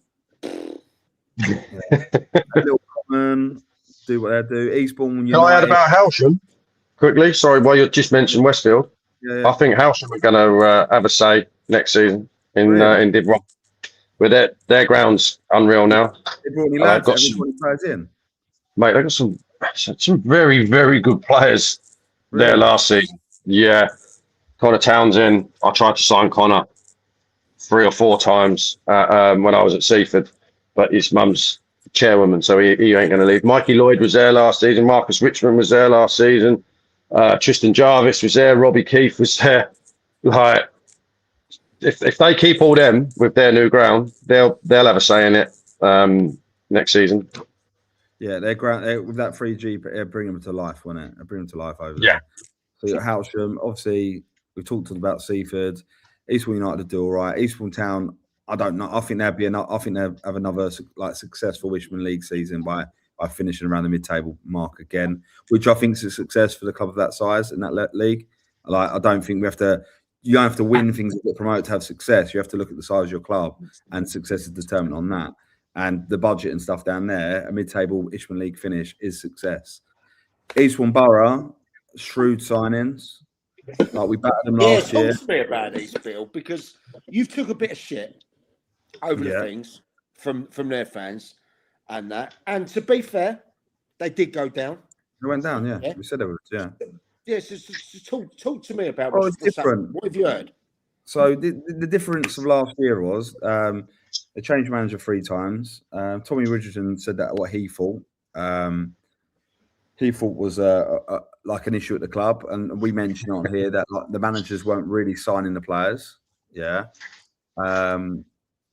mate, Essie Dons will wipe the floor with Lancing on that game. I'm going to be there. I'm going to be there for that game as well. So would I, you got links there, haven't you, Bill? You know the people there. Yeah, I'm coming to that game. They'll wipe the floor with them.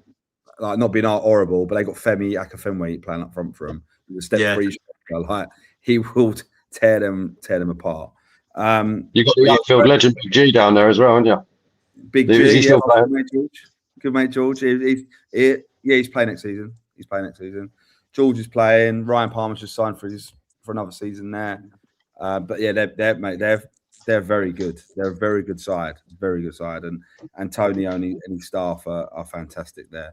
But with Eastbourne Borough, it weren't very linked up, right? Kingy's now come in. He's got his summer. He's got his black book out. He's gone out and signed some good players.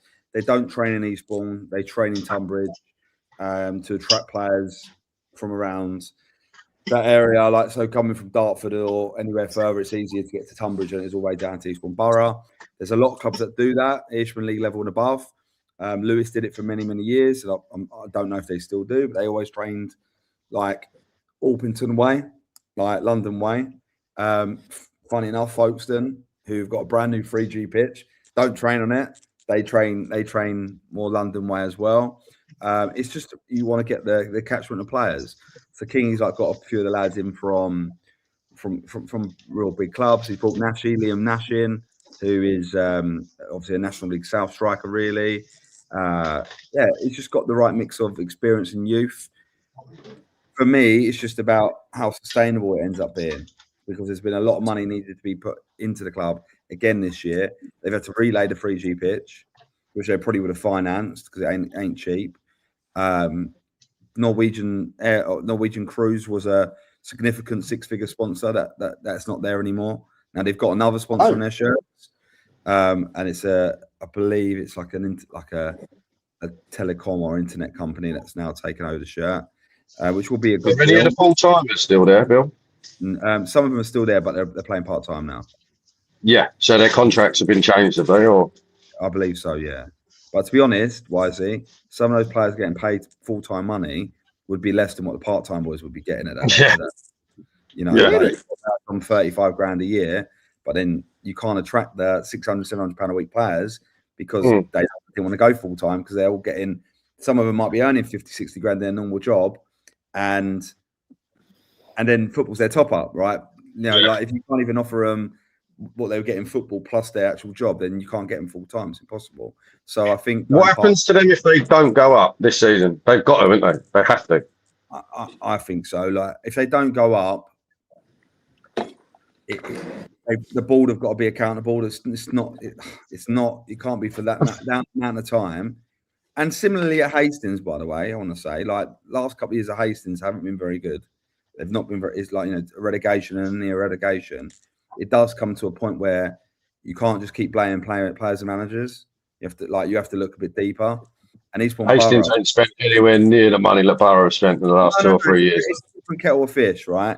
But I look at the Borough thing is, I think Adam Murray was a godsend for them, an absolute godsend when he came in, and them losing Adam Murray, who their spin on it was like they didn't want him, which is bollocks, by the way. Yeah.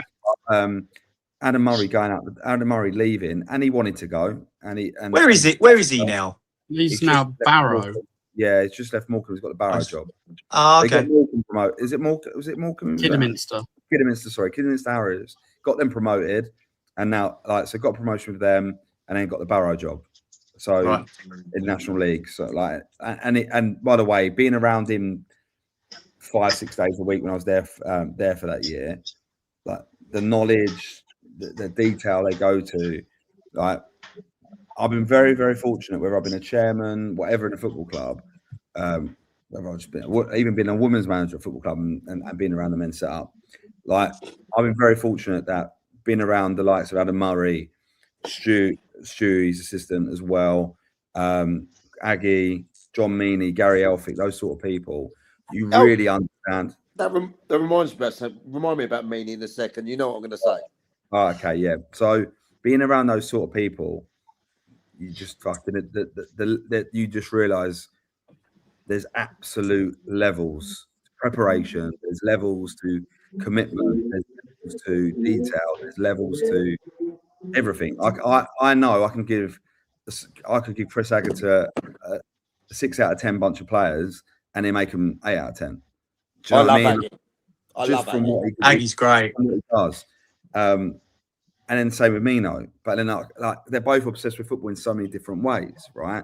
And seeing that obsession and look, not everyone has to play possession-based football to be good.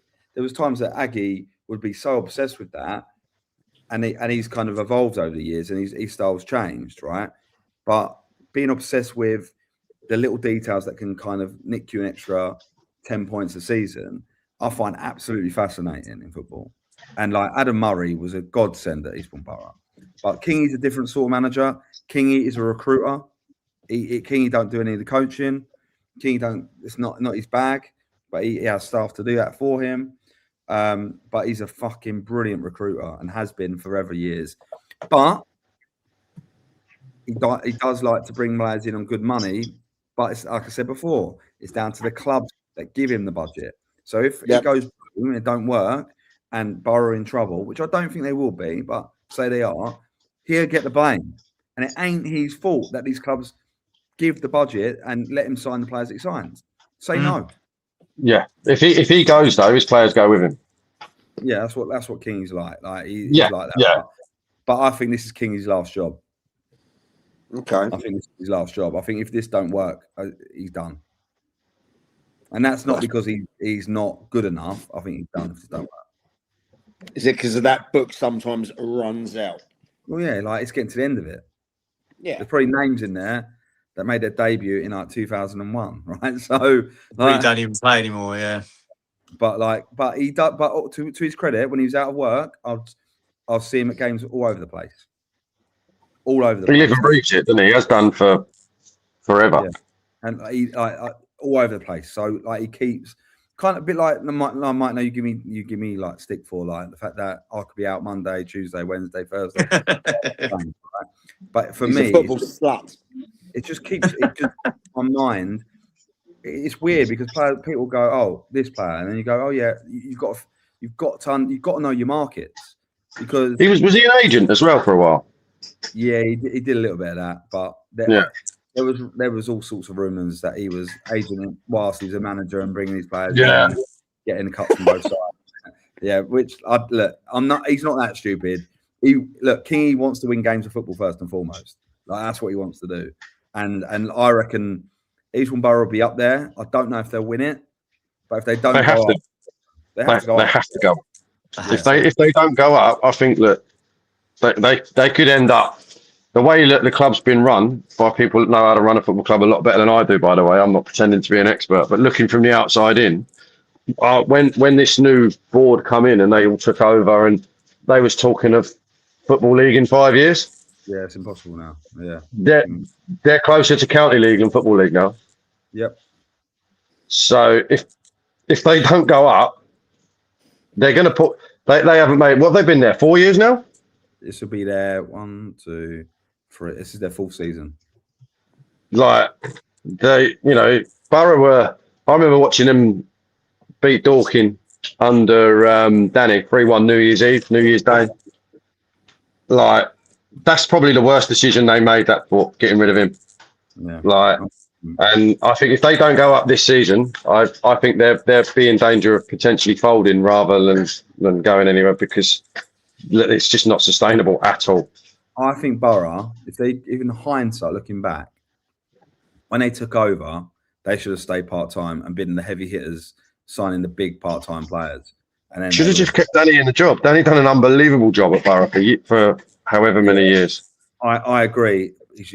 Sadly, his face just didn't fit with them. No, he wasn't the right manager to take them to where they wanted to get to. No. I agree with that, but they should have kept him there until they got closer to where they wanted to get to. Does that make sense? They've just gone, right, we've come in, we're going to get a high-profile manager in and we're going to piss it for the next 3 or 4 years. And actually, they had someone there that knew that league, been in and around promotion for 2 or 3 seasons, and they just got rid of him and brought in a load of professional academy kids, threw a load of money at it, and they made themselves like I say, they're closer to county league than they are to football league. Bill, can I just pick up on something you just said there, just for people that don't know? Talk to me about the difference between the full-time players and the big-time part-time players, the hitters. Okay. Right, so the difference is simple. Let's just say you are a player that can play step 2, step 3, and pick up, I don't know, £500-600 a week. Yeah. So you're picking up. Let's say you pick up 2.5 grand a month in football, 38 weeks a year. So you do the maths on that, right? And while you're doing that, you're also working a job, maybe in the city or whatever, 60, 70, 80 grand a year, or even if you're only picking up 30, 40 grand a year or 20 grand a year, whatever it is, somewhere else, calculate those figures. So, for example, you get 50 grand for your normal job plus, what does that work out? Over 10 months, 25 grand, 75 grand all in all. With all due respect, a club like Eastbourne Borough, with the full-time environment, with all those things, full-time staff, full-time, because when you've got full-time staff, you need full-time operational staff as well. You can't just have full-time football staff and the place not opened. The building has to operate, right? So you've got full-time staff, full-time this. Then you've got your physiotherapy staff and your medical staff. But with all due respect, if they're popping in for an evening or 2 evenings a week, it's a lot different than if they need to be there 4 nights a week, 4 days training, any recovery stuff around that. So that again, medical people cost money. Yeah. So you look at all that. Then you get to your playing budgets. If you're earning 60 grand in the city, plus you're earning £600 a week playing football, that's what you're earning. and you're making about 80, 90 grand a year. Why would you accept a full-time football job at 60 grand a year or 50 grand a year? I get what you're saying. 100%. You wouldn't, would you? Because No. you're losing out. So if I could do my job and still play for at the time Hornchurch part-time, pick up a decent wage, but still work, I'm doing that versus going to Eastbourne Borough full-time. Now, don't get me wrong. The reasons clubs like Eastbourne Borough end up with a load of young kids is because loads of people that have left the professional game, been at the academy at Arsenal, like God bless his soul, Billy Viger, and people like that. They've left the big clubs, and they want to stay in full-time football environments, right? It's a full-time football environment, so you can get them on your 25 and 30 grand a year. Then you can have a couple of like your Craig Eastmans and stuff like they did last year for a bit more money. But the overall expenditure, when you work it all out, ends up being about 100 grand a month. And you're still not spending 2 grand a week on a player or 3 grand a week. Like it's not that, because you've got to have 22 full-time players. You can't have 12 and then some part-time, because you train daytime. So there's no hybrid bullshit. Yeah? You're all daytime training. So unless these lads can take Monday, Tuesday, Thursday off work, or Monday, Tuesday, Wednesday, Thursday off work, or whatever the setup is, how many days in, how many days off, you've got to commit to everyone full time. But as a part-time player earning dough, why would you go to Eastbourne? Let's just say, I don't know, you had a good job that you got 5 promotions in, you've been there for 6 years, and it's stable and the business is stable. Why are you going to Eastbourne Borough on a 2-year or a 1-year deal, leaving your real job, and then at the end of that deal, you might not get another job, and then you've got to go and find a job again? Like it's life unsettling. So it's not easy. It's really, really not easy when you're going from part-time to full-time. The trick is, and Worthing done it really, really well, and the Hornchurch have now done it really, really well, is you go hybrid. So for a good management team, good coaching staff, the mix of it is you'll get young players that can train in the daytime, plus the lads that might be able to nick a day or two off work, whatever, a little bit more experienced ones, and they train in the day. Then you have 2 nights a week where your more experienced lads who have lives like that they have to deal with come in. So that's a Tuesday, Thursday, right? And then you build, the young lads kind of know your model, which then makes it a lot easier for the older lads who find it easy to pick up, being able to slot into it, right? So it's piece by piece, and it just builds nicely. And then what happens is you suddenly can then offer, you can kind of say to some of the older lads, look, this is like, you can tempt them in by it because you've got a bit of time. We're going full time next year, rather than we're full time now, take it or leave it. Do you know what I mean? I'm interested, Bill. What's on this subject? I'm interested in. Go on. You got a part-time hitter contract or a full-time contract. Yeah. It's not just 500 quid, 600 quid a game. What other incentives could at that level be written into these contracts? Goal bonuses, clean sheet bonuses, promotion bonuses. I won't go into the full story, but when we won the league, we ended up at we ended up paying about 15 grand out in bonuses when Hastings won the league. Yeah. But that's a penalty you want to pay if you're... Oh, yeah, we paid it. We're happy to pay it, but I wish we knew most of them beforehand. Let's just say that. The craziest stipulation you seen it. Have you had anyone come to you and say, that was a new one. I want a pet tiger or something like that? No, nothing silly like that. So we don't do signing on fees at Hastings or anything like that. I know a lot of people. I know there's been Step 7 sides that have weighed in someone £1,000 to play for them, like grand up front, right, to play for them. We don't do any of that bollocks. But a Step 7 side. Yeah, it's a fact. And the manager told me, so I'm not going to air him out here, but they told me it's true. I'm not going to lie. But that's nuts. The one that the big changes, like goal bonus used to be a big thing, right? Yeah. It's now become the GA bonus is coming in now. So rather than it being so you get like a goal in the system means the same thing. But I actually don't mind. I'm gonna be quite new school about that. I don't mind that, and I'll tell you why I don't mind it. If someone's on a goal bonus and they're in a fucking shit angle to score a goal, and they could cross it to set someone like up, the Norway goal last night, and he fucking wallops it and he goes over the bar, when he can lay it on someone's plate, and even if he didn't mean it because he's on a goal bonus, even if like he didn't, he misses that, you're fuming with him. Do you know what I mean? Because like you feel like he's selfishly taking it himself to get his whatever quid a week on top. But yeah, so GA bonuses are becoming a big thing now. That's the new kind of goal assist bonus, combining it now. So like 20 GAs a season or 30 GAs a season, and it might push your money up from X to that, and now it's like base rate appearance fee. So where it used to be, So you get that an appearance fee. Yeah, that's happening now. Yeah. I wish I was a bit better at football when I was younger. Do you know what I mean? But then saying that, it protects the club as well. So say you get a big hitter and they want, let's just say they want £400 a week, right? But you're a little bit worried about it because what happens if they like get injured, or what happens if they've got a bit of a history of injury, like all those little things. So you might turn around and go, look, if you're fit and you're playing, I only want 400, but if you're fit and you're playing, you earn £500 a week. So you have a base rate of 150, 200, and 300 on top. So you earn more than you want if you're fit and playing and active, right? So then what happens if that player does break down, they're not sitting on your budget of £400-500 a week. It ultimately eating into your budget, right? You've then, if they're for example, if they play a 450, if they don't play their 200, you've recouped 250 that you can spend elsewhere. Do you know what I mean? So like you have to now.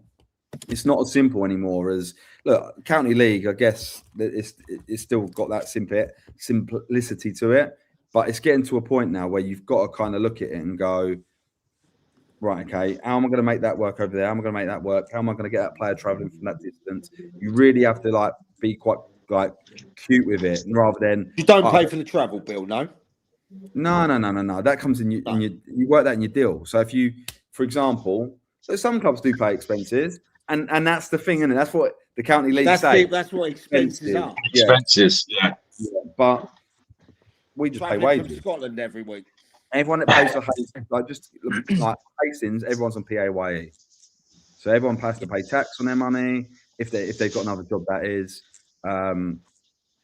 If not, then what have you? What's that question that's coming in? Do you still pay for that? On contract, yes, you have to pay them for, regardless if they're in the squad or out the squad, they have to pay for the full season, for the full 38-week season. Whether they're injured or not, obviously you can put clauses in there on certain things. But if they're not in the squad and they're on non-contract, they don't get paid. And that's pretty common, is it? Across the board? If you don't make the 16, don't get paid. If they played, they come on the 88th minute. No. If they're in the squad, so even if they don't come on, they get paid. They get paid. Some clubs do half money and stuff for the bench, but then that's never. I've never thought about that myself. Like I work my budget. Like even when I was like managing, budget was my budget, and I'd never really. I would look at who I'm playing based on our budget, but then I would never think, well, he needs to start, or he needs to, because he's on more money than someone else. It was right. Does that 16 fit in our budget? If it does, great. If it don't, next week when we've got 2 games, we need to recoup a little bit of it. So it was always kind of that thing. But with Hastings, it's simple. There's a bunch of lads on contract. There's a bunch of lads that won't be on contract. But those non-contract lads will have to be in the 16, or as with FA Cup, in the 18 to get paid. Love that. Thanks for just before we go. Yeah, just before I go, just want to say, great show tonight as always. Full house back, amazing. So what I realised is I am only 2,400 away from 10k subs. So people, go on, boy. Share the channel and sub. Lee, it's been a pleasure. Bye. Right. We love Lee. Go and help him out. He's been grafting his ass off there. The most followed Sussex non-league YouTuber. He's also up for a football content award. Go and see him. Go and get voting for him in there. He's doing bits at the moment. Right, lads. I think we've got about 10 minutes left. All right? Yeah. Yeah. What's he on? He's got in bed for 10 as well. He's not having it off with Lee, is he? I think they're in bed together tonight. What is he? Where you gone, mate? Bloody hell. I might go and send me a message. Anyway, lads, right. No, don't send a message. You're having fun now. Monty. Lee's mum's not in. So it's... They're having a little bit. I think Wise there. There he is. He's come back in. That was quick. My mic went, so I'm gonna turn it off and turn it on again, type of bloke. You just went and tucked Lee in, didn't you? Yeah, that's it. Just give him a little kiss goodnight. I won't be hanging about for much longer, though, I will say. So what I'm probably going to do while you three rabbit on is I'm going to go and do my thing. All right, mate. So you and Lee are going at the same time. What? Okay. No. Alarm bells are ringing. No, why? Great to have you, my guy. See what rumours are on the app next week about us, eh? Yes, you've download the in the dugout. I heard you're both going in as joint managers of Brighton Electricity. That's what I heard. Yeah, look, I ain't got a strong enough CV for him yet. No, well, I've heard you're off to Turkey anyway, mate. I don't know why. I've got no idea why you're off to Turkey. What are you doing there? Yeah, well, watch this space. I love you, mate. Right, see you soon, lads. Catch you later, boys. Take care. Right, we've got 10 minutes, lads. Quickly. Yeah, what's that? What's that one? What's this one? You're not the subject here. Who you got to win? Oh, okay. So wait, not the subject for us. Who you got to win? What, win the league? I assume that means win the Ishmael League. Oh, the Ishmael. Oh. Who have I got to win the Ishmael League this year? Core. Oh. Who you got to win the Ishmael League? 10-minute, get the comments in. Yeah, right. Who have I got to win the Ishmael League and who have I got to go down? Right. Let's have a butchers. Let's get me head thinking. Right. So I quite fancy to win it. Right, to win it outright. One team only. Go on. I think Croydon are going to win it this year. Croydon Athletic. I tell you what. I know something behind the scenes there as well, but I'm not going to sound like it might jeopardise things. But I do know they've got a lot of good things happening off the field. I think you do too as well, Bill. Yeah, I've got which helps with the revenue as well. Yeah, got a lot of time to gaffer there. Got a lot of time for Kedders, and I think he'd do well. Who do I think will go down? Anyone would think after yesterday's performance at Hastings United are going to finish rock bottom, 0 points. That was I wanted to speak about that, by the way. You know what I was saying about Meany? Right. Okay. Right. What did you? All right. Let me go on to that in a bit. Let me quickly finish. Right. So Hastings will be all right. I'm not overly worried. I was worried for Broadby Chief. I was worried because I felt like they were getting pulled apart. But I'm hoping. I really like that club. Right, really like them. So do I. I'm hoping. Punjab United, I know nothing about. So I think Sheppy are making some really good signings, but we'll see what happens there. I think Peacehaven could struggle. I think they could struggle. I hope so. The more East Sussex team, the more Sussex team, not East Sussex. The more Sussex teams that are in that league, I'm happy. Like I didn't want Sussex to go down, as everyone knows. Like I didn't want them to go down, but there'd be a problem this year, Sussex. I hope so. But I think Hawley maybe will be down there. I do think Peacehaven will be around it. I'm really hoping that we won't. And I think there'll be it might be a surprise one. Like I think maybe Punjab will be down there. South Park might be down there. I think South Park will find the Southeast harder than South Central. Okay. Add you in Little Hampton to get on. Monty, Bill? I think here's my take. I definitely think they'll do better than last year in there. That they work around with, again, a lot fewer golden coins than a lot of teams. They got two great guys in there that I know well. Made some astute sign. They sign from around local areas as well, you know. I think they'll do much better. I'm open for a mid-table for them. I forgot that Aaron's gone to Hawley. Yeah, Aaron. Yeah, Yeah, well, mate. Aaron. It's a hard league, Aaron. mate. Like, trust me. And no team's too big to get their pants pulled down that league. Like Hastings proved last year. And Aaron, get more water in the club. You know what I'm saying? We talked yesterday. Sorry, Well, I Monty, wasn't if you drinking interrupted that. Sorry, mate. Shout out, Russ. Go on, Mum. No, it was just Yeah, like, absolutely. I was agreeing with what you were saying. Really, I mean, they'll do better than they did last year, but I don't think they'll like be up and around the playoffs. I mean, they'll be a good, solid mid-table team, I reckon. Yeah, I don't think they get relegated. No, they don't as well because I've got a few of my mates over there as well. And right, you've got 5 minutes to get in any questions you want. Do you know what I've not heard much from? I kind of call them the sponsored team of the podcast just because they're yours and Lee's local side. We heard nothing about Shoreham. Did they play yesterday? Did they play yesterday? My mind was. They did play yesterday, didn't they? Longman I tell you Brewery. what, they played against Peacehaven the other day, Yeah. and I they do. won, didn't they? They won, didn't they win? It's Drew, I think. I'm sure you're out there somewhere, mate. And they get on. I know you told me, but I was a bit preoccupied. Obviously, they did well against Peacehaven the other day. Pre-season results obviously don't mean fuck all right at the moment because a lot of teams are putting out. No.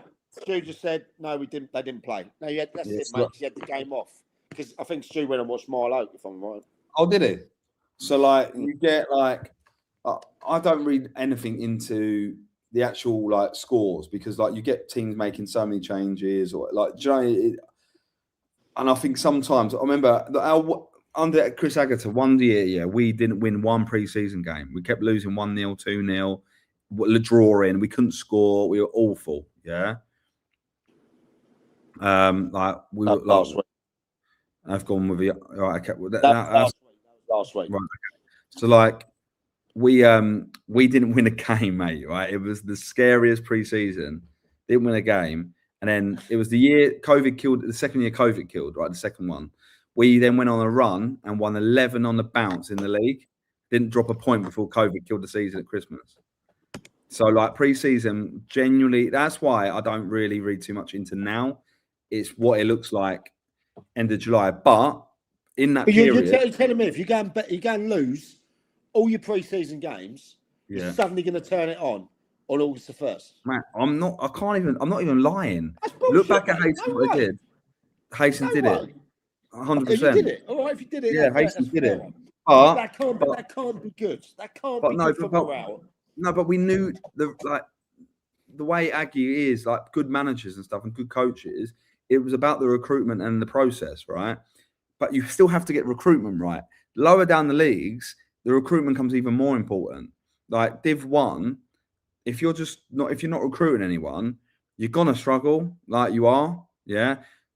Prem, the same. If you're not recruiting well, you're gonna struggle. Unless you are an unbelievable coach who spends 3 hours a session, you get them 3 times a week, and you can literally control them with a computer, like with a PlayStation remote. Because that's the thing that Aggie did. Every movement was everything was kind of already set, right? But let's be honest, there's no Division 1 management team out there that can do that. None. So you've got to get recruitment right. And Shoreham beat Forest Road 6-4 Tuesday. Shout out Paul Fowler for getting him. There you go. But again, Hastings lost 4-0 yesterday. Well, but that leads me on to that thing because it was answered. It was asked about a question about the old Sutton United tweet yesterday. You know, bit aimed at John Meaney. What do you think of that? Banner, tasteless. What was that? Have you not seen that? No. What have you missed? Where was it? Was it before the game or? Yeah, it was about where they'd recently finished and stuff like that. Monty, you know the tweet, don't you? Yeah. Explain the tweet to William. So basically, Worthing tweeted about John Meaney saying, like, taking us in new directions and like pointing how much of a positive influence he's been on the club. To which Sutton United's official Twitter account reposted saying, yes, great trajectories, lowest points tally we'd been all season. What, yesterday? Yeah, mate. They genuinely tweeted. They've deleted it now, though. It would look. I thought it was a bit banner, and that I'll get to that in. But yeah, I just thought it was like I know Meany. He's a good guy, and that absolutely football focused, done it all around. I love him to bits. I sort of took it as tongue in cheek, you know. I don't mind it if an admin has a little bit of banter. We do, you know. Did he cross the line? I'm not sure. Someone tweeted, John Meany, football is not about winning. And by the way, anyone that knows John Meany knows he loves winning. So that's he's proper. I know, like, people say, he does love player development. He does. And we would sit there for hours talking about young players and about their development and what they need. And like, we would like, and that's the one thing. I've been very fortunate, and I mentioned it earlier, to spend so much time with good football people. And I credit anything I know, like not my knowledge of the game, but my knowledge of the inner workings of football over the last 10 years, whatever, have really have been spurred on by the great people that I've either hired or worked alongside or just sat under their learning tree. And I'll just look at it with John Meany. He is a winner. The Sutton situation wasn't good for anyone, and you can't blame John Meany for that. Whether John Meany did or did not tell Adam Hinchwood to stay away from it is whatever it is. Yeah, that's whatever it is. And if John Meany did that, yeah, he probably had a reason to. He's not a liar. He's not a bullshitter. So I would back John Meany's word like 100%. But then one of my managers, Aggie, has gone in at Sutton and is going to do what has done okay there, and he's going to do really, really well there. And I'd like to see them do well too. But fuck me, I'm looking forward to that Worthing Sutton game, aren't you? Yep. Oh, I am, because it's going to be spicy. It's very, very spicy. What? Lowell Edwards just messaged me. I'll have to get that verified before I talk about it. I'll speak with the boys, mate. So, Lowell, you're listening. I need to. Tell him to message to me. Tell him to message to me. I'll say it. Lowell, send it to Bill. Go on, send it over right now, Lowell. That's interesting. What's up there with the Dave Q Cup? I'll come out. Yeah, Steph, it's Twitter, mate. It's brilliant. No, it's different subjects. It is what it is. It's a bit of banner. Dave Q Cup, right. Who did I see over there quickly? I saw Worthing Academy side play Pagham. A new look Pagham side. They're the same old faces. Neighbour doing bits and that. But they looked a bit fresh. They did. They totally controlled the game against Worthing for at least 75 minutes, probably not getting out of second gear. Again, against a notoriously young side in that. It's amazing, isn't it? We get right to the end, and everyone starts putting in the comments. Do you know what I mean? Yeah, no, it's good. Oh yeah, yes. I won't forget that. I won't forget Lancing Shoreham on Tuesday. I won't forget that. But yeah, I went there. I think Pagham will do well this year. Okay? I agree. The problem is everyone else is improving and doing well.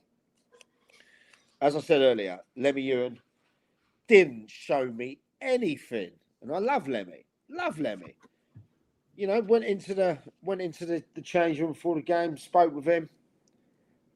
I ain't playing poker against him. Never. Because he wouldn't show me $1. He told me it'd be over one of the shows within seconds. It would have been, to be fair.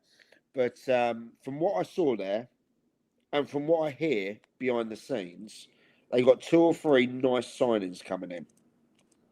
They're right. They had a few on show yesterday. A couple of lads I didn't know. And I'll tell you what, I've got a video coming out in the next couple of days of the ones that we did for my live streams. And those fucking Pagham boys on the live streams are funny as fuck. They are. They really. So I'm going to cut a bit. So you Pagham lads out there, get ready for that because I'm going to cut. Lowell's still not sent me this message. What is it? Come on. No, he believes a manager and a chairman are not getting on from potentially a side in the leagues that have come down. Allegedly. But I don't know which one it is. But he'll send that to you. Anyway. Give me a call. I'm joking. I'm kidding. But yeah, going back to the thing. So I saw I saw Pagham, and I think they got Guernsey away first game as well, haven't they? So we'll know more in a couple of weeks. But I also saw the next game. I saw Chichester B play Arundel. Now, first thing I want to say, and this is quite a sad thing, to be fair. I saw one of their players, I believe, potentially snap his Achilles yesterday. I believe it was the boy Brown. Okay, if I'm wrong there, Jimbo, you might be watching, or just let me know. It was terrible. I had a camera set up watching the pitch. I had a camera over there, and the lad's gone walking, and he's nowhere near him, and his foot's just got that bang, just gone, and he's in excruciating pain. So, Arundel, if there's anything we can do out there, whether there's a GoFundMe or anything like that, Dan Harvey getting Jimbo, Josh getting contact, Butts, anyone like that, get in contact. We'd love to help out in some way. We're sending our best to the lad because he was having a cracking game as well, by the way. Then that happened. So I'm sending my best to the lad there. But looking at the Arundel side overall as well, they won 5-1. Retained a lot of their faces, missing a few as well. They were an easy 5-1 against Chichester there. You know, I had a good chat with Jimbo before. And he said, you know, look, they're trying to go under the radar again in there, but you know they've got the constraints. But they played really, really well yesterday. I'm looking forward to see who it is. They're going to be bringing in as well. But yeah, great performance. Nice to see the Chichester B guys as well out there, and fantastic hospitality from Aaron Miller out there, and the women in charge of Pagham. So Pagham's a men's club, yeah, proper man's club. A lot of you know the chair lady. Vice chair lady, all the women run the club behind the thing. So yeah, they're girl power there, and they're great. And they were unfortunate to have me on their table at the SEFL Awards, but we had a right old party. So thank you to Pagham for that and the opportunity. And yeah, so that was that. Right, anything else before we go? Because I tell you what, it'd be nice if I got some sleeping before my projects tomorrow. No, I've got busy day tomorrow, boy. But so have I. I mean, it's been a late one. Yesterday. How many we had watching tonight? Well, we're over 3,000, mate. Oh, which wow. again, over the platforms. I mean, you know, over that 3,000. I mean, it's incredible. It really is. It really is because like we did a stream at Pagham, at Peacehaven last week, just mucking around at the Vets Club. That was had 1,500 watching live, over 2,000 watching live on Pagham yesterday. This one here consistently does, 3,000 plus in there. And when we say 3,000 plus, that's people watching live at the same time, not visitors. That is like 6,000-7,000 unique visitors. Now, if you look at that in the context of Sussex football, it is pretty huge, you know. So, but I was just going to say that was the first game I went to yesterday, and I had a fair few people say really love the podcast, So, thank you. I mean, like, but it's nice. It's the stuff you two do. It's the stuff Lee does. You know, YZ. It's the stuff all of you do. If you lot do not comment, do not share, do not do things like that, I did love the Vets game at the Peacehaven, mate. Yeah, I love the hospitality at Peacehaven. Great club. I'm playing the Vets game next Sunday, Mike. You are? Yeah, Boots coming out. Hang on a minute. I might extend this for 5 minutes. Yeah. Right, hang on. Stop. Hang on. Go on. First and foremost, Bill, we speak most days. Where the fuck's this come from? Because I played from before, so like Settlescombe. So they end up being so I used to work up there near that way. So a lot of the boys, when they stopped playing like county football and stuff, ended up playing Settlescombe, and I'll dip in and dip out before I got into full-time football as such, like working football full-time. So like meaning I couldn't play Saturdays and stuff. And then a lot of the boys, obviously, when they start turning over 35, we'll start playing Vets football. And oh mate, it's so good. You know, there's going to be some people want to stick a right old naughty one on you, isn't there? Yeah, but the problem is, I love doing that myself. So, where is this happening? Where's it happening? I don't know. I think we've got an intro. I think we've got an intro squad friendly on Sunday. All right. What? You're a Vets team that have it behind closed doors? They've roped me back in. This sounds a bit big time. So I walked it. Well, if I'm playing, it's got to be big time, isn't it? But I walked. Box office Billy. This is what happened, right? I play like a couple of games a season. I don't play a lot because of like just commitments. But last night I turned up to this venue, my old venue, right? And all the boys were on the table, right? And so, hang on a minute. You haven't been goaded in. He's had a couple of things. Come on, Bill. Come and play for us, Bill. You play next season. I've been in the group chats and stuff, so like I know what's going on. And they're like, "Fucking, you got to play next year. You got to play next year." I was like, "Oh, maybe." And they were like, "Look, even some of the Vets boys have been training with the younger teams, like the first team and stuff. Do you want to like?" I was like, "Do you know what? I'll come training." What's that one there? No, sorry, it's that same thing. Sorry. All right, okay. Yeah. This thing on his phone, isn't it? Yeah. Everyone always gets involved in the last 20 minutes. Yeah, but pace yourselves.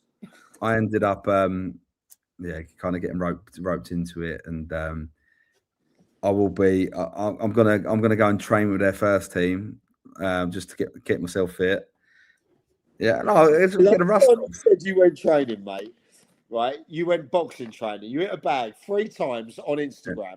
Bang! I'm still doing it. Bang, and that was it. I'm still doing it. Look at my knuckles. I'm still doing it. Looks like you punched a wall, mate. I'm punching about without gloves, but yeah, don't give back. Fucking mate, the boxing's still there. Oh, I reckon you'll have a charity boxing mate. But I'm gonna just get. Look, I'm turning 40. I just want to keep myself fit. Like mate, I'm not like we played their first team in a friendly at Christmas time, right? And I had a mate called Ben Linklater, who's one of the best, calmest midfielders I've ever played with. He came off the pitch after 20 minutes and he went, "Bill, my legs are like jelly. I can't. He said, "I don't want the ball. I do not want the ball," because like you get unfit, and once your fitness is gone, you don't want the ball, do you? You don't want to touch the ball. But I might be playing competitive Sunday Vets football next season. Sure, we mic me up and stuff and do like that geezer does on the what's he called? What's his name? That weirdo. I'm there. Should we do that? Yeah, should mic up me like running around going. I'm there because I reckon the clips we get from this, the content. Oh, mate. Yeah. It could either do two things. It could either do two things. One, you'll be out of the game within 3 minutes, mate. There's going to be players on that brand that want to spin you up in the air. I'll spin them first. Then you'll be done. Probably. Whatever happens, I'm going to be there. I want to see it. Okay, we'll do it then. I'll get you a game. You can come along. We'll do it. We're filming for the channel. I'll tell you what, though. You are a Lee's Football Ventures to the lovely village of Settlescombe. I'll tell you what. You are a football sicko, though, isn't it? Oh, you know, like you give up the, you let go of the women's team. You're already massively involved in Hastings. You go to about 3 or 4 games a week. Yep. Right. Is this a reason why you don't have a partner? Yeah, because every time I date someone, it gets a couple of dates in, I'm like, I'm too busy. Monty, take him to the estate, show him around the place, keep him there for a while. Yeah, get this thought of playing vets football out of his head. Well, no, I'll be honest with you. What I'm enjoying because obviously I'm not managing, and I want to make that clear. Yeah, it would be great content. To be fair, it would be. I'm not managing, and I'm not overbearing. Oh mate, imagine that. Get that. It's weird that we played for that same team and we didn't know. Yeah. Oh, it's crazy. All right, some good boys down that club. It's brilliant. Yeah, there is. Mate. But, like with Hastings, I've been around. Yeah, that's exactly it. But that would be it, Russ. Yeah. Yeah, that's what I need to do. Like AB30, I'll do a bit like that. But more like BW40. But it's more like WD-40 in the morning. Oh man, I would need it to get around that pitch. Fuck me. But I look at it like this. With Hastings, my role is look, I'm involved and I'm around the lads and I'm around the management staff and what have you. But I'm not being overbearing to the manager. He is still the manager, has to make the choices that will either be unbelievable for his career or detrimental. It's got to be on him, because otherwise you don't fall on your own sword. You're someone else's man, right? And I don't think that's right. I agree. I still players. I still suggest players. Some here have, some he won't have, and that's also fine, right? That's the role. I think that's how a manager should be. Yeah, you know, 100%. and it's not as common these days, especially as higher up you get. You know, Yeah. you get given a pool of players. I do think though there is another model that I think actually would work in football. I'm going to tell you it hit. Well, I know we're getting there near to half 10, but this is a little philosophy that Is this the BW version 2 model? Go on, tell me. This is where I think clubs could go. Right, this is where I think it could end up going. And I'm honest with it. Managers go, right? Thank you. Cheers, mate. I appreciate that. But I look at it like this. Clubs, managers come and go, and Wisey mentioned it earlier. A manager leaves, players leave with them. Yeah. Yep. I think that's detrimental to football clubs and identity. And when you've got a club that's got a bit of a fan base, they don't like seeing players come and go all the time. It really unsettles them. I'm not saying Hastings are going to do this. This is just a mindset thing, okay? I think there could be in the future where you kind of see how the comments come in. Although he is a pisshead, brilliant. I think probably Hastings fans got to be. I like the idea of the baseball model, where you have coaches coach, and manage teams, So like they do the day-to-day management on like game management. They make the subs, they pick the team, all that sort of stuff, right? They do all that. But you have a general manager. So you have a general manager, you have a coach. The general manager will do all the recruitment. Yeah. On the football club's style and want and what they want in players. And then the coaches coach the team. Yeah. Do you get what I mean? Yeah. So it's a bit of a baseball model. But I think what that can do is it can add identity to a football club in the sense of that general manager works and is responsible for making sure the fight and feeling and the feel is and with the budget, managing the budget to that point. So if the coach fucks off, the general manager can still keep it there and another coach comes in. If the general manager fucks off, the coach has the relationship and another GM can come in to do the thing. That's very stateside. Very. And I think US stuff is shit, but I don't know. I just got this feeling it could work because everyone says the word identity, but it's not their club's identity, it's the manager's identity. And I'll give you an example. Horsham YM, if Liam Giles and his team leave there, does the club continue being like that? Do you know what I mean? Because that's not Horsham YM. That's Liam Giles' identity. Do you know what I mean? I absolutely see where you're coming from. Naz doesn't like is Naz is it a Roffy identity or will it be a Naz identity? I don't know. We'll see. Same with a lot of places. A lot of places. The only place that you can definitely say the identity is the same as the manager of the thing is probably Russ Weldred, because Little Common is the Eldridges, right? So it's one of the same. But when I look at that sort of model, and people will criticize me, and managers will criticize it because managers want as much control as they possibly can have because they want to be calling the shots, right? But there could be a model that comes in where it works like that. Maybe not county league football because it's probably not easy to do in that sense. But Ishman League or higher, and it let's be honest, in the pro game, that's how it works. How many managers really recruit the players? They get a say, or they get told, we're looking at this winger, this winger, this winger. Which one would work for you better? Oh, well, I would really want A. Okay, well, we'll try and do for an A. But if we can't get A, we're going to get you B. Okay. Oh, we've got you B. Okay, I'll deal with that. Do you know what I mean? That's how it works. Okay. So why couldn't that work? Why couldn't it work lower down the table? I don't know. People I love tell me that. they want, but that's what I think. And I think you're on something like that. But we can't deny what's on the screen at the moment. What's And that? I think we have to. Yeah, we just hit a new live watch record. Over 3,300 of you watching live now. Okay. Bloody hell. Thank you. It is incredible. It really is. When Lee wakes up in the morning, I'll tell him. Depends who gets out of bed first, him or Wisey, in there, out the bed. But I think we're going to leave it on that because we've done a lot of talking. I've got bags under my eyes from last night's actions. Yeah, and you know, it has been incredible. The support you've given us is amazing. It really is.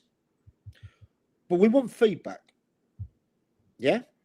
We want feedback. If you're not happy with stuff, or you feel there's stuff that shouldn't be added, or we don't talk about, or you're not happy with us, let us know, because all of us are replaceable. We really are. If they want me out, I'm ready. I'm ready to have Sundays off. If they want me gone, do it now. But I don't want you gone. So that'd be a big problem. I think I'd go before you go, mate, to be fair. But yeah, what I'm saying, thank you, Russ. What I'm saying is for you lot to give up your time is immense. We'll keep doing this, but we want the feedback. We want all the feedback you can give us. Should we do this? Should we do that? We're thinking about adding as well a goals of the month section as well, like we have that come on here. So if you want to send in your videos and that, do that. We can add in a lot more media with the platforms that we're on, more clips, stuff like that. We can discuss whatever it is. This is your show. We're not the best league podcast 2026 because we wing it on a WhatsApp group before that, half hour before. Is that true, lads? On that note, I want to read out one thing that I said earlier. I'll be on usual time 5 minutes before. That's true. He puts that in the group. We put it together. We get a couple of ideas and that. But this is your show. You control the dynamic. You stick in a curveball and that. Okay. When you see us at games, come up to us. Tell us about the shit stuff. Tell us about the stuff you like. Tell us. Call me a wanker. Billy loves being called a wanker. Do you know what I mean? Look, I don't want it. I don't like. No, I don't want that to be my thing. I don't mind it, but not everywhere I go. Like I'm actually quite nice. I don't want to. Every ground I go to, everyone's going to call me a wanker because I'm not. I hope I'm not anyway. I hope you get to see the full me on this. But it was good banter from Hayward Heath-Lot and yeah, and you always get good banter down at Hayward Heath. And but it's all like, remember, all our banter is light-hearted as well. Okay, even like Monty, you know, we only say he has a 28 room estate. He's really got a 56 room estate. Exactly. Okay, you know, in there. So, but for everyone that supported us this season, again, we're going bigger and better this season. We're giving it in. Anything you can do, let us know. We love you. England are through. No SNLF show on Wednesday because of that, by the way. We're back on Sunday. Get in the comments, follow the socials, get on YouTube and follow Dugout AI, which is our YouTube channel there. You know, because we don't get money or anything like that. We do it ourselves. And also remember, lads, you must, when you're out there in this hot weather, stay hydrated. Oi, you buying that or just window shopping? Dugout 90, mate. Keep the lads hydrated. Buy a can. As he said, buy a can. Clubs want to get in contact with me about that. Remember, it's you keep the profits. All I want is our brand in the clubs. And thank you, by the way, to Roffy, who are down there. Oh, Jack Monday, he's going to get it in the club. Mr. Woods going to get it in Hastings, and all you other guys that are in there. I want it in loads of clubs. Until then, Sunday. Anything to say, lads? Just the fact that if England get to the final, are we on next week? Oh, look. If England gets to the final, there won't be a show. Because I think it's a lot bigger gig than us lads having a few things. No, maybe we could do a live stream wherever we are, sort of thing, like for like 10, 15 minutes. We've done it with you, though, Bill, and you were in Smith and Weston eating your filet mignon and that cowboy hat on and everything like that. Monty, he'll be in the stables or something like that, or on his little par 3 course he has in the back there, whilst Jesus holding the iPad for him, you know. But look, let's just get Wednesday out of the way first, yeah? Yeah. All right. 3-0, mate. I told you 3-0. Yeah. Monty wants to lose with him. Monty's Scottish, I swear. Right, guys. Everyone get to bed. See that, lads. Yeah. It's Monday tomorrow. Let's get focused. Stay hydrated out there. Get your Dugout 90s on. Take care. And we love you. Show's over. Bye-bye. You know what I mean?